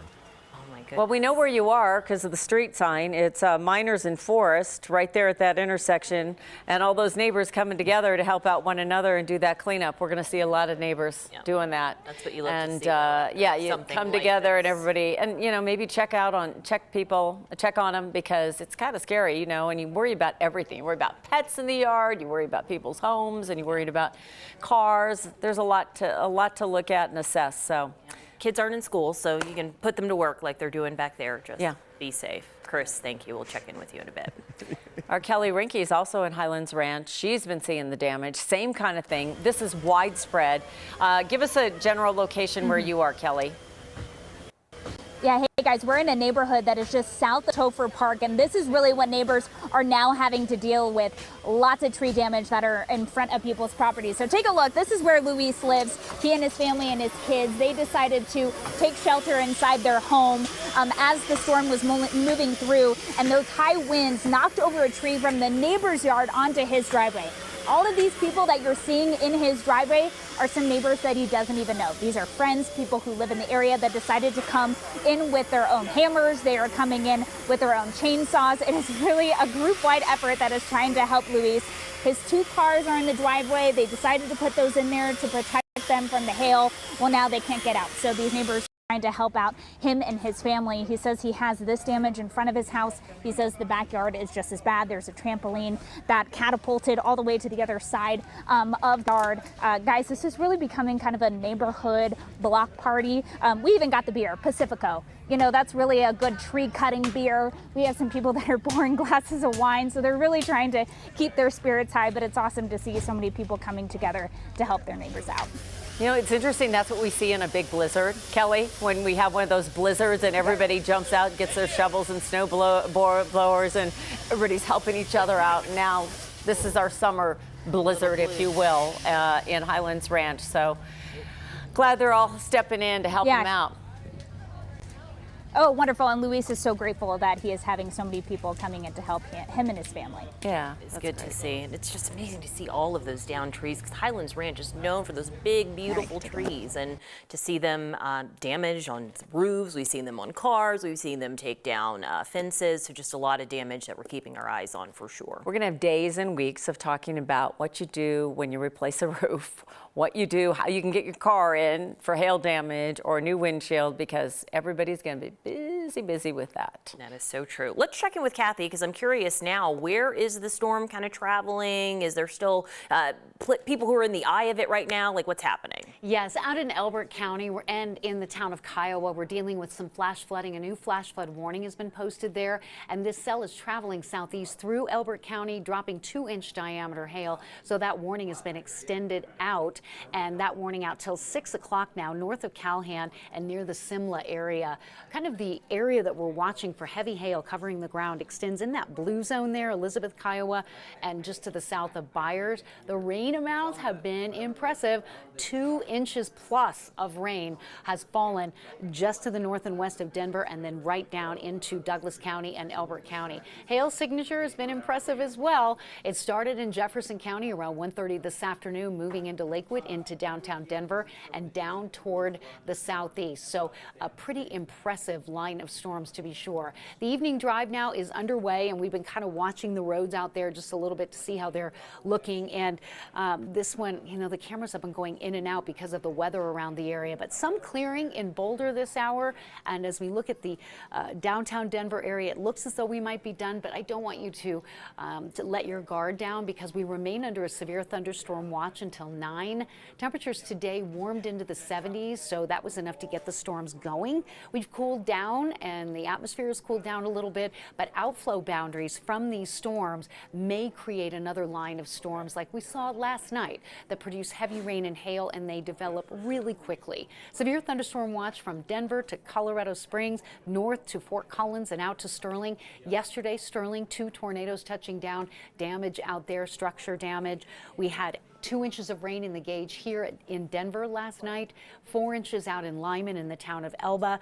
And so with these saturated soils, seeing storms tracking not overly fast across these same areas, we're dealing with roads washing out, sinkholes, county roads, really a problem out there. People trying to get to their animals and just trying to get in and out on these dirt roads, which are not passable. So severe thunderstorm warning there in the Elbert County area, that cell right over Kiowa, a lot of hail and a lot of water on the ground. When the storm started in Jefferson County around 1:30 this afternoon, it dropped almost 2-inch diameter hail. It moved into Lakewood, and that's when we started seeing signs of rotation over the western suburbs of Denver and then over Highlands Ranch when that tornado was confirmed there in northwestern Highlands Ranch. The storm tracked south and east, damaging winds, bringing trees down across many of the roads like Wildcat Parkway, Broadway, C470. Ridgegate Parkway at I-25 South was at a standstill today. There was so much water and hail, and visibility was so poor people couldn't move. So if you're waiting on somebody,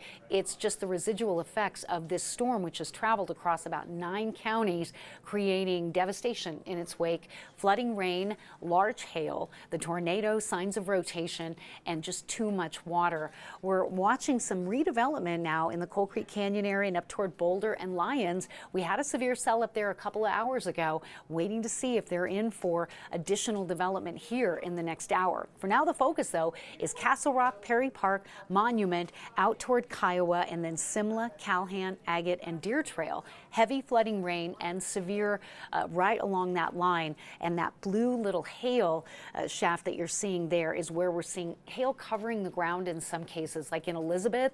Our Corey Reppenhagen on the ground out there, and the roads were almost impassable for a short time.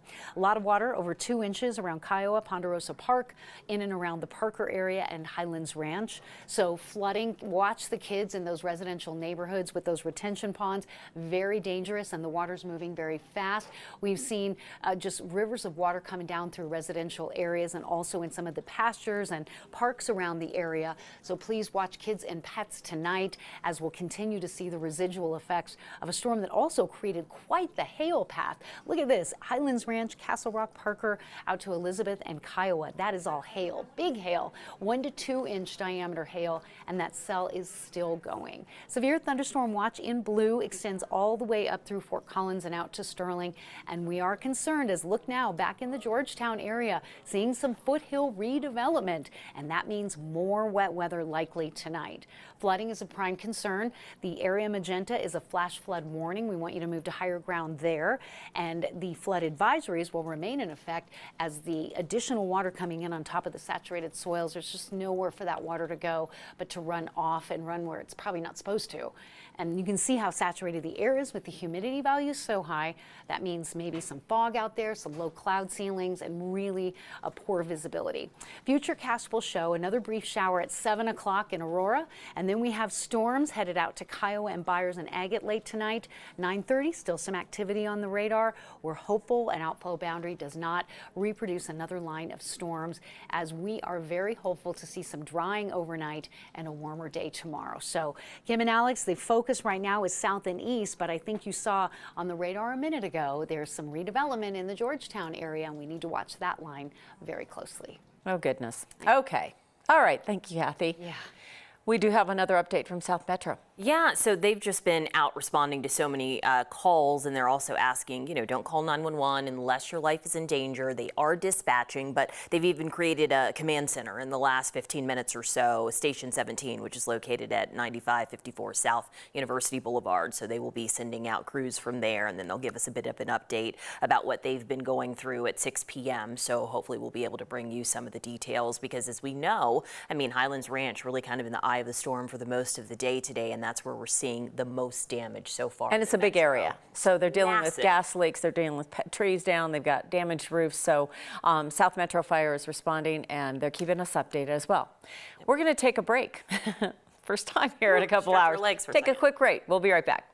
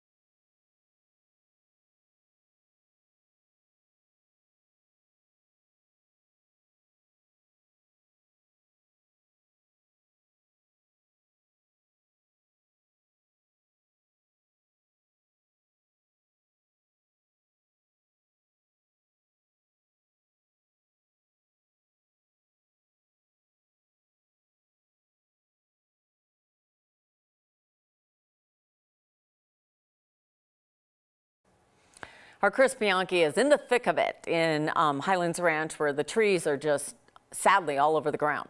Yep, lots of tree damage, and I think you moved a little bit, so tell us where you are now and what you're seeing. All of a sudden he called and we bailed in the basement when we saw that one. We saw the wind go the other way. It is pretty bad out here. There's no doubt about that. We've got trees down all over the place. And I was kind of mentioning this before, kind of scattershot debris. And something that I've covered a few of these tornadoes before that you typically see within a tornadic storm is you'll kind of see a piece of a fence here, maybe a piece of siding over there, and you don't really know what house it's from. And that's that kind of damage that we're seeing right here, right now. But I will say to both of you here, Kim and Alex, I'm here with the most popular person in the Cougar Run neighborhood. That would be Andy, and that's because of us. Well, I'm sure you're a very nice gentleman, Andy, because you are to help out all the neighbors. That's what it's all about. But you have a wonderful item here. What is this? Yeah, the DeWalt chainsaw I bought last year on sale for $150, and best investment I ever paid. First time I used it. And when we first got here, this tree was down, and Andy, we saw you kind of on top of this tree, starting to starting to bring things down. How quickly after the storm were you able to get out and start maybe bringing down some of these branches? Yeah, we came, checked out our backyard. We had a maple tree down, our big cottonwood trees down, all the fences in our backyard, and I'm just 5 or 6 houses down the street.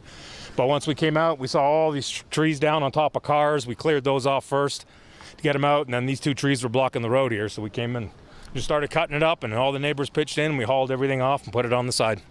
Andy, tell me what it was like during the storm. Did your ears pop? Was there something different about this storm compared to other ones? It was, well, we started getting the tornado warnings, but as soon as we looked out and saw the rain starting to come completely sideways, and you could just hear that roar, that's when the 100-mile-an-hour winds were going. And then we kind of ducked off in the basement. We thought it was quiet, came out, and the rain was going the opposite way, so we knew it was right here. We ducked in the basement again. We heard the pop from the trees going down in the backyard. How's your house? How'd your house stand? It's okay. We lost a few shutters on it. Didn't look like we lost any shingles, just the trees in the backyard, all the fences from 5, 6, 7 houses down, they're all down. Most of the trees are down in the backyard, so a lot of cleanup to do. Well, I'm sure that your neighbors appreciate you coming out here, helping out, and getting the long, I would imagine, cleanup process going already. Yeah. If there's all the neighbors, everybody came in. We're all helping the gentleman down there get all the stuff cleaned off his car. And everybody just kept on coming out and helping out, just dragging as I was cutting. Everybody was dragging stuff away and throw it on the front lawn. Wow. So that's what it's all about. Well, Andy, I'm sure your neighbors appreciate you. We appreciate you. And thanks for joining us for a few minutes. Hey, thank you, guys. Be safe. Yeah. So, again, damage here in the Cougar Run neighborhood in Highlands Ranch. We're on the east side of Highlands Ranch. Trees down all over the place. Again, what we just showed you a second ago, that is not a one-off. That is a pretty general representation for this. In fact, there's some, we're already seeing a big truck off, I should say a truck off the distance there that's starting to kind of clear things on off. And I would imagine it's going to be a long time until things finally cleared on up here. It's going to be a long couple of weeks in the neighborhood. Yep, it's nice that the weather's cleared up enough that they can get the cleanup started. Chris, like you said, it's going to be a long, arduous process. So for them to be able to get started this afternoon, it's good to see. I just noticed the National Weather Service put out a tweet saying their preliminary study of the data of the damage is that it's 6.3 miles. And they're evaluating the EF, rating that they're going to give to it. But when we talk about, because these are big neighborhoods, we're seeing all these damage in all these trees. So 6.3 miles. They've got a tracker on Twitter. They put it out. So that's going to be something we're going to study in the days ahead. Yeah. We want to look at some of this video. Many of you experienced this. This is what you saw from Centennial. You could see the clouds forming. So many people have contacted us and said, yeah, I saw the swirling clouds. I saw what was happening, this wall of this storm and clouds, and how it all came together today. Yep, the tornadic activity, as we've been hearing Corey Reppenhagen and Chris Bianchi talk about throughout the day. Now we're looking at more of this wind and this rain, those dark skies, and again, these big trees. I think that's one of the most beautiful parts about the South, specifically all the neighborhoods in Highlands Ranch, is that they're so lush and green, and there's so many of these large trees that have been there for 20 and 30 years, and we have seen them being taken out by these extreme winds. And we can confirm it was a tornado. I know Corey explained it's part of a supercell. What we saw, the twisting winds. We see some of the damage not only to the trees, but also to homes. Many homeowners are going to be calling their insurance companies, if not today, but tomorrow morning, to talk about what's next. They're not only dealing with trees down in areas, but we know they're going to have to get new roofs and fences in some cases. And a lot of people probably just coming home to find out what happened happened at their home. It's so true. And a shout out to South Metro Fire Rescue, who has really kept us on track of everything that they've been going. I mean, they have listed from down power lines to a gas leak in one area of Highlands Ranch. And of course, as we're showing you image after image of these massive trees on top of homes, on top of cars, creating damage one at a time. And we love our trees here in Colorado because we love the shade, because it does get hot in the summertime. It just hasn't been this year, but come July and August, we really appreciate it. But that's sadly a part of the loss. This is, look at this. This is a backyard patio, also in Highlands Ranch.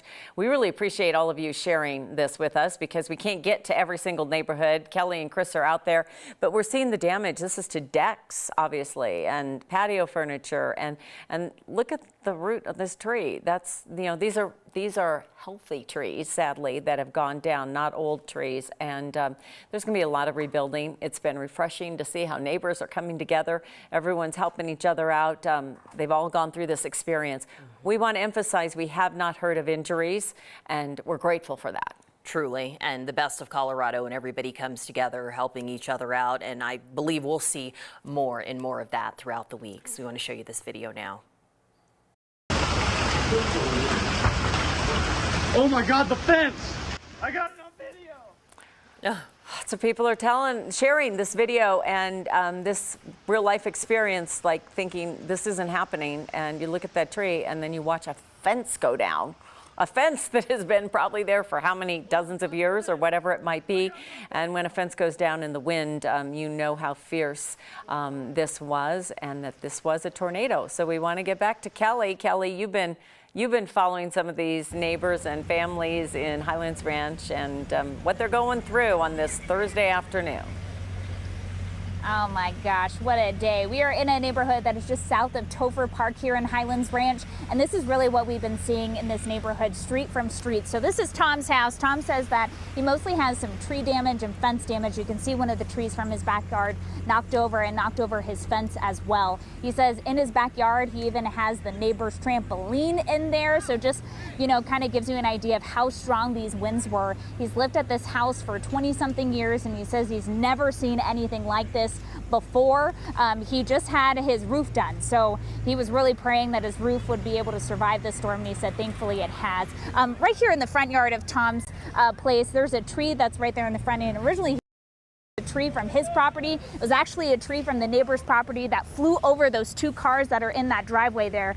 And as you go down his cul-de-sac, again, you kind of just see the same over and over again, that tree damage. Look how big that tree is down the sack that is blocking that person's driveway. And as we look further down the street, again, we just see more and more trees. The stop sign over here right at this corner is bent over. Just kind of shows you how strong these winds were, and same story over and over again. So guys, like we have been saying for quite some time during the show, this is going to be a long cleanup process and recovery for these folks. But here's a good story, kind of an update of what we showed you just a little bit ago. Luis's place, remember how big that tree was? Look at it. Now it's all basically gone. That thing was massive. But look how many people came here to help him out. He said these are some of his friends and also some neighbors that pitched in. Came in here with their own chainsaws, and now he hopefully will be able to get out of this driveway very, very soon. But just kind of goes to show, even in some really stressful times, you know, neighbors will come in and pitch in and help each other out. Yeah, good people. Good people. There'll be some sore muscles tomorrow, but they'll know they did a good thing. Everyone will feel better about it. We want to also reflect on what happened yesterday, because we're hearing what the governor made a verbal declaration of disaster. And we're talking disaster declaration for Lincoln, Elbert, Washington, and El Paso counties. We have failed to mention Colorado Springs really got hit at El Paso County yesterday as well. And then we do know there was a death in the Watkins area where someone was trapped in their car in the rising floodwaters. So it was really serious yesterday as well. So they have a lot of cleanup in northeastern Colorado, and now so much in Highlands Ranch in the metro area and southeastern Colorado still to come. We've been dealing with so much today. You forget about the twin tornadoes that we dealt with near Akron yesterday. So truly 2 days of some severe severe, intense storms for so many areas in the metro and the Front Range. Yeah, this cleanup and getting that disaster money will be critical so they can begin that cleanup. Kevin Bond went out to Sterling today. We saw that home. And then there's still a road that is closed. Sterling, a community of about 14,000 people. That's really impacting another area of our state. Yep, Centennial, Highlands Ranch, Elizabeth, so many areas today who have just been inundated with this extreme storm and the hail and the wind and the tornadoes. I mean, it just goes on. And the National Weather Service talking a little bit today about the track of the storm and what we saw. So this is where you see, they talked about it's like 6.3 miles. And again, our meteorologists can better explain how it formed and how it came together. But that's where you really see the extent of the storm itself and the intensity, the neighborhoods that were hit the most, so much in Highlands Ranch, Lone Tree area, but how it moved. And that's something I'm going to be really curious to see in the days ahead when I hear from Corey or someone, how it comes together, what are the ingredients that make a storm like this so intense and so severe. And seeing this track too, it makes a little more sense what we saw with Chris Bianchi. Remember that shot where there were like 6 of these massive trees down one by one in a row? This was an intense storm that hit down. We know so many of you experienced it, depending on where you were. This one, unlike last night, came in the middle of the afternoon. We also are hearing reports of a fire. This is Sky 9 video. This is a fire, and we're not exactly... They're looking for storm damage at Sky 9 right now, and they came across this. We also know of a fire, and we're going to try and gather more information. Next is coming up very shortly as we continue to gather this information tonight. We had talked about the fact that, you know, gas lines and a lot of other things were impacted when these trees went down. So we will be gathering more information about that. But for everyone out there who suffered a little bit this afternoon, we're thinking of you. We know there's a long, difficult process ahead, but there've got to be sunny days ahead. Yes, truly. Stay safe out there. We're thinking of you. Thanks for watching. Next with Kyle Clark is up next.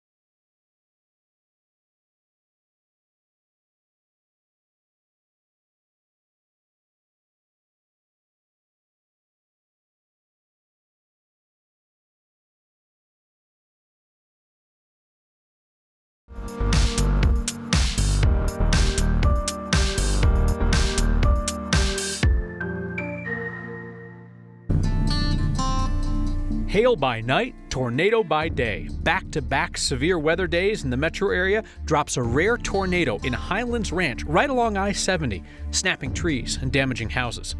Red Rocks brushes off whether it should have done more to help people avoid the hailstorm that injured nearly 100 people last night. Tonight, a word on balancing personal responsibility with doing the basics to take care of each other when nasty weather strikes. Because and this is next. This is a Remember When day. Remember when a tornado touched down inside the metro area and ran along C470 near Park Meadows Mall. That is what happened today. Fortunately, no injuries have been reported at this point, and the severe weather threat appears to have passed out of town. Here's the rough path of the tornado as it was tracked by the National Weather Service in Boulder. Touchdown just west of Lucent, south of C470 and Highlands Ranch. Moved east through residential neighborhoods, crossed Broadway, then South Colorado Boulevard, turned out to the southeast and picked up west of Lone Tree Golf Club. At this point, what we have seen is a lot of this kind of thing. Big old beautiful trees taken down, sometimes damaging fences and houses in the process. In just a moment, we expect to have a briefing from South Metro Fire, and we will listen in to hear what they have to say. We're already responding to emergencies when the damage occurred here, so they were not here at the time that this happened. Things that our firefighters have been responding to, again, kind of include people thinking that their homes or businesses were struck by lightning, smoke conditions inside of some of those buildings, fire alarm activations, natural gas leaks, electrical problems, and trees that are laying on top of houses. Through all of those events, we haven't found what we would describe as significant structural damage, nothing that has required our technical rescue team to do any kind of shoring on structures or make sure that the structure is okay. And once again, thankfully, we haven't encountered any other storm-related injuries here in the Highlands Ranch area. So with that, I'm going to turn it over to Deborah Takahara, Public Information Officer with Douglas County Sheriff's Office. She can talk more about what the Sheriff's Office is doing now and talk about the drive home, and then we'll be happy to answer any questions that you all have after that. Can you repeat your name, sir? Eric Hurst, Public Information Officer with South Metro Fire Rescue. That's CK or just CK? ERICHURST. So great news there from South Metro Fire. Again, no injuries reported. 6.3-mile preliminary path of this tornado from Highlands Ranch into Centennial. And as they said, no significant damage to homes. Nobody needed to be rescued from inside a home, and no injuries, first and foremost. I want to bring in Danielle Grant to take a look at the state of play right now. Danielle? It looks like these thunderstorms are really starting to push out of the metro area, so a bit of good news. However, don't let your guard down just yet. We could see some outflow boundaries push back into parts of the metro area and help fire up a couple more storms. But really, I think the worst of the storms today are now moving off to the east. We still have severe thunderstorm warnings out there, parts of El Paso County, continuing to stretch into Elbert County for flash flood warnings. They've seen upwards of 2-3 inches of rainfall with all of this coming their way. Of course, I just sliced the storm in half, still looking at 40,000 feet as far as the cloud tops go. This is incredible to see this powerful of a storm maintain all of that as it tracked in from the foothills toward Evergreen, dropped throughout parts of Lakewood, and then continued its march toward Highlands Ranch, dropping the tornado and then rolling in toward Parker. Anywhere between 1 to 3 inches of water already coming through on already saturated surfaces. This is our hail signature. You can see the hail coming in off the foothills and then continuing to march in and around parts of Elbert County tonight. Mel sent this one in to us. Huge hail out there near Morrison, golf ball size hail. We've seen several reports near Aurora, Sheridan, golf ball size hail, ping pong ball size hail in Littleton, Castle Pines, Parker, King Carroll.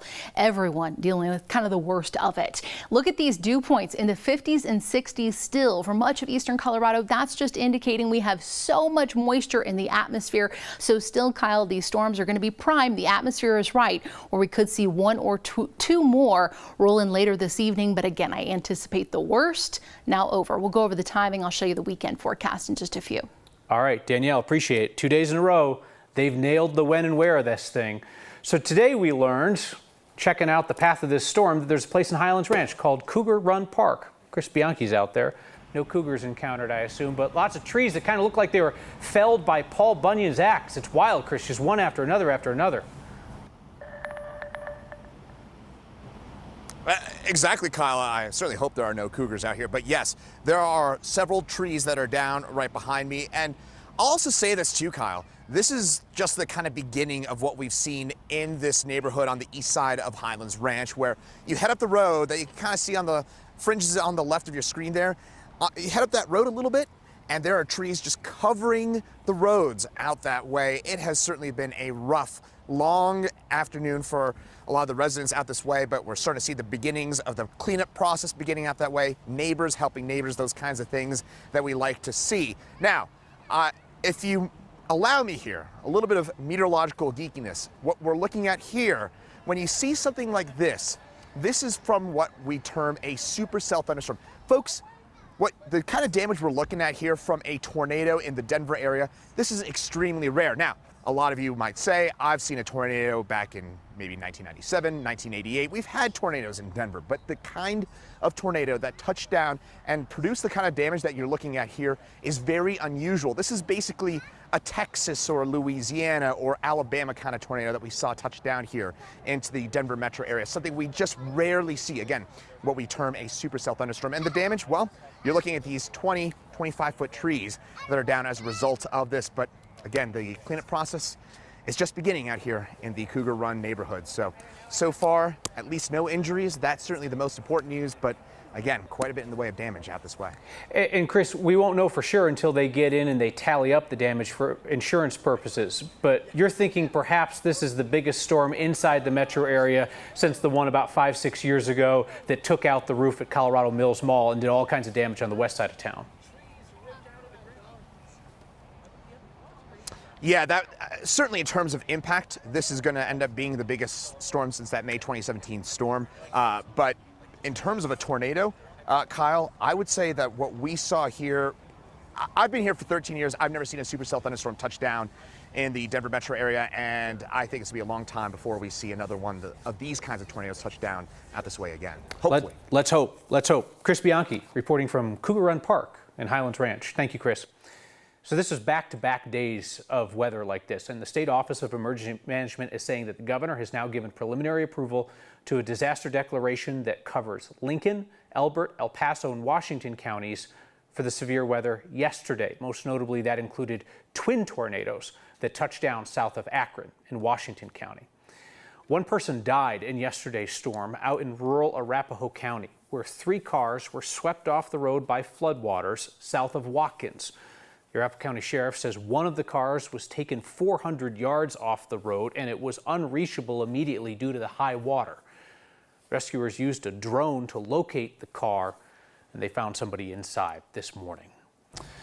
The hail just seems to be targeting Red Rocks at this point. It got another round today, smashed the windshield of our news team's car out there. Though today there were not 6,000 people running for cover or the exits as they were bruised and bloodied by an even bigger hailstorm. Steve Stager's out near Red Rocks for us tonight. And Steve, we know that Red Rocks has canceled shows in the past due to weather. They didn't cancel it last night. They were kind of holding people in flux for a while. And the fair question today is whether people got enough warning that baseball-sized hail was coming. Yeah, Kyle, I mean, this kind of sounds like your classic case of a communication problem. So Red Rocks had an initial weather delay where they told folks maybe it's a good idea to head out to your car. Then they gave the all clear. And then by the time the next warning came about the storm that was actually coming, it was too late for people to really take shelter. One event meteorologist told me today, this might mean that Red Rocks has to take a look at its severe weather plan. You have to look hard to see it the morning after. Signs of what happened at Red Rocks the night before.